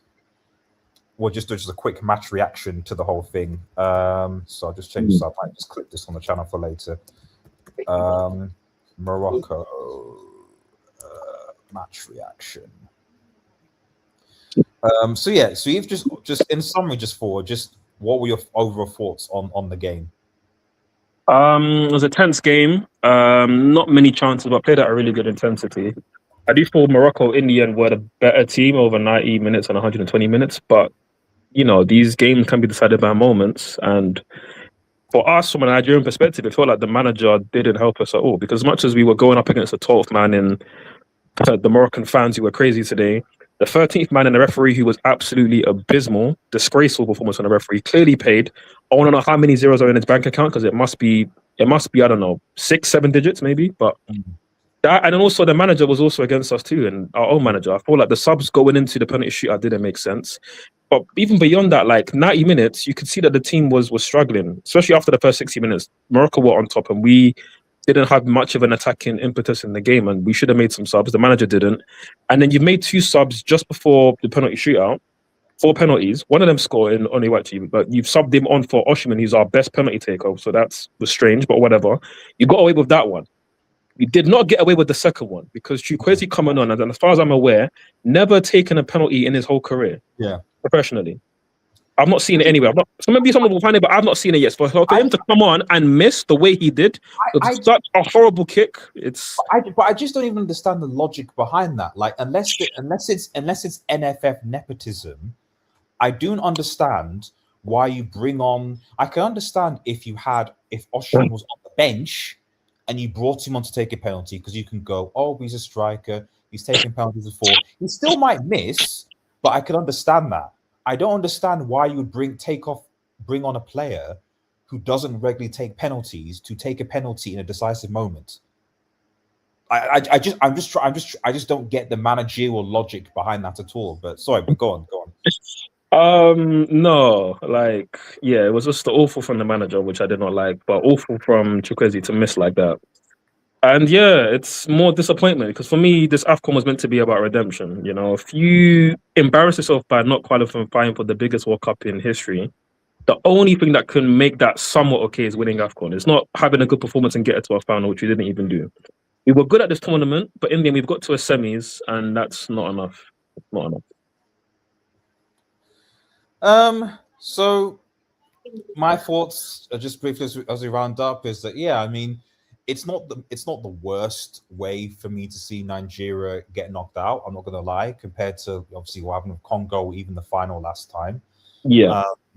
But unfortunately, it's the same, and I knew that this was going to be the hardest game. I think the most frustrating thing about this is that there were so many opportunities during that match where I thought if we could just make a sub here, if we could just take momentum, if there was just a little bit of decision-making final foot, we could have caused Morocco a lot more problems. Unfortunately, we didn't do that. And our biggest players didn't step up either. We have to be honest. Yeah. You know, Wolby was okay, but not great. Would have wanted more from him. But Lookman, not super effective. Tried at times, but not super effective. I thought Osimhen, let's be honest, he was quite poor today, which is a shame given his stature in the team. I will also say one thing that's most frustrating for me is this is arguably, I wouldn't say definitely not a golden era, but like a really good era in terms of players, in terms of what players Nigeria have. Because obviously, don't forget we have Ola Aina, who obviously couldn't make the tournament. Akon, who recently retired, but was good for us. Again, I'm not saying this is like an amazing Nigerian team. Like, please follow me with what I'm saying. But in terms of names, again, we've got 2 of the most recent African Player of the Years in this attack. Alex Iwobi in midfield. A lot of Premier League players, guys who play at a good level. And the point I'm landing at is they've won no AFCON. And they've hardly even qualified for any World Cups recently. I don't think Osimhen's played at a World Cup. Ola Aina's not played at a World Cup. Like a lot of our key big players, Lookman, these guys are not even played at a World Cup. And not until now, don't have an AFCON. So this is for me looking like a complete waste of an era, bro. Like they've done nothing. Absolutely nothing. And to be honest, there's no real sign that will change anytime soon. Not with this FA. Not with the FA like this. FA. If anything, what's happening is a lot of the middle to round teams are starting to improve, are starting to get better. You know, DR Congo have no right to be at. I'm trying to be disrespectful, but in terms of like where they are, well, a lot of teams they don't have no right to be at the World Cup compared to Nigeria with supposedly the investment, the money, the players, etc. And here we are. So unless things change, I just see Nigeria as, you know, this kind of, you know, almost the bridesmaid, never the bride type of thing. You know, almost like the where Italy are now. You know, although Italy obviously have won a World Cup, but I mean, in terms of just nature of the team and the club, and the nature of the country, you know, a country that their fans expect, you know, Italian fans expect to be, you know, competing for Euros and expect to be at a World Cup and certainly even competing for a World Cup. Right now, they can't even get to a World Cup. You know, and with Nigeria, it's the same. It's just that high expectation because of where we are, but never really amounting to much, unfortunately. And I just think it's just the same. So, yeah, I think disappointing. It helps to now cut off from Nigeria now, and just at least until the 2027 one, where even then I might not necessarily be as investors involved as I am now, because I don't know. I think I'm at the point now where, unless this FA gets dissolved, I don't think you can take this team or this nation seriously in football and competition anymore. I just can't. It'd be interesting to see how Morocco do at the World Cup. I think all that said about Nigeria, Morocco have shown that, I mean, I'm not saying they were nobody, but I mean, they're going for their own golden era. And they were, I mean, this is their first semi-final since 2004. Now they're going to actually make a final after making the semi-finals of the World Cup. Exactly. Big up them, man. Big up them. World Cup semi, and now a final of an AFCON. I mean, so if you're Moroccan, big up to Morocco, big up to what they do, and I'll be watching. I'll be rooting for them in the World Cup. It's going to be a good final as well. Senegal, Morocco final. So, and I mean, if Mane gets back-to-back AFCONs, it's going to be interesting, I think. Legacy. That's legacy. But before we do go, I do want to just big up, because there's not much to really big up about today or even this tournament. But Calvin Bassey, that performance was incredible. Like, that was legendary. And he's had a great tournament, but that performance again on top of that was top. Again, there was some other decent performances today. So I'm not going to act like it was all bad, but again, I'm not going to big up players in a defeat. However, because Bassey was that good, I have to say that. You've got, because I mean, if he wasn't good, like we probably would have lost that in regular time, to be honest. So no, he did his thing. Ilcakes, Nigeria, why? I'm sure it's South Africa. And I'm sure. I'm very happy. No AFCON, no World Cup. I'm happy in South Africa and busted there out. The inside of Boston. I'm assuming you're Southern Ghana. I don't know. So, but to be honest, I can't even push back anything, because Nigeria is a team and they deserve to get bantered. We deserve to be made fun of. We deserve to be. I mean, the referee was paid. Don't get me wrong, but as I said, if we'd qualified for the World Cup and we got knocked out like this, I probably wouldn't have had too many complaints. If anything, I'd probably been happy, because I'd go, okay, where Morocco are, and it's at home and stuff like that, and semi-final, we're playing well. It's unfortunate. That would have been my mindset going in to a World Cup, but we're not at a World Cup, So my reaction is completely different. I just don't see where we go from here. So, but I definitely know not to be invested again. So, but anyway, yeah. Final thoughts, before we end. Yeah, not a fun day of football, but at least there's other things in life in it. So that's the good thing. But also, yeah, in terms of football, though, at least Chelsea should win on the weekend against Brentford. I think that might happen. Also, United are still a bit of a laughing. So, what are your thoughts on Brighton losing to Brighton's B team 2-1? What do you think? I mean, what from Fletcher? I mean, there's nothing even for me to say about United, to be honest, because I don't know what the plan actually is, So, because they clearly didn't plan to sack him, because why wasn't the interim ready for the game? Or I don't know. I think where I am at United right now, I just feel like that I don't really know the direction that the current ownership, i.e. Ineos, are making with the club. And if the rumors are true that Southgate is going to be in, I've got nothing else to say. Like, I've literally got nothing else to say. Like this, there'll be nothing to say. Because it'll just prove to me that the Sir Jim doesn't know what he's doing. And the sooner United fans realize that, the better. Instead of, I'll just get back. Whoever comes in, I'll back them. Whoever, like that. Just, of course, if Southgate comes in and his first season he wins the Premier League, I'm obviously not going to be like, Southgate out. Obviously, if the results are like fantastic, obviously I'm going to support him. Like, just like I'm sure if Leon Rosmer goes on to win the Champions League, Chelsea fans are going to be like, my Leon, of course they are. So it's just that now, ever since Ollie got sacked, I've been very much on a kind of like a results.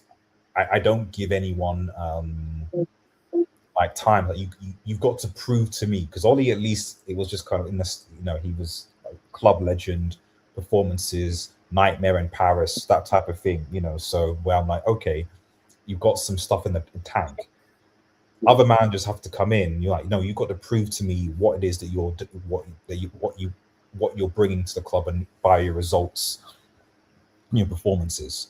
Like, so I'm just going to back you because you're just a new manager and you need time. Like, no, you need to give me something to hold on to, And at the end of the day, Amram gave me nothing.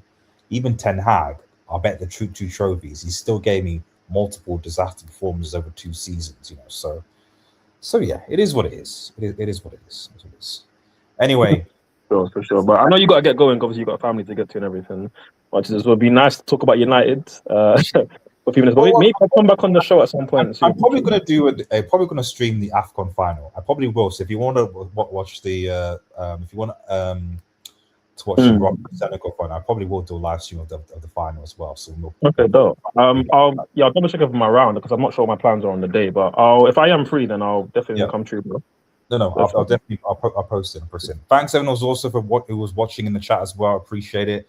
Unfortunately, had to see another disappointing performance at Manchester United. Manchester United, Nigeria, Chelsea, whoever. Like, it's just. Oh man. HH is gonna. I might go on his stream because he's gonna be. He needs help because he's gonna probably go for like 4 hours. But I might pull up at some point as well, man. Because Nigeria lost, Chelsea lost, and Mbappe seems to have lost as well. So I think he's had 3 L's. That's a hat trick. That's a hat trick of L's. So after saying they would, so yeah, right. Peace out, guys. Yep, like, share, and subscribe on the way out. Have a nice day, guys, and cheers. Peace.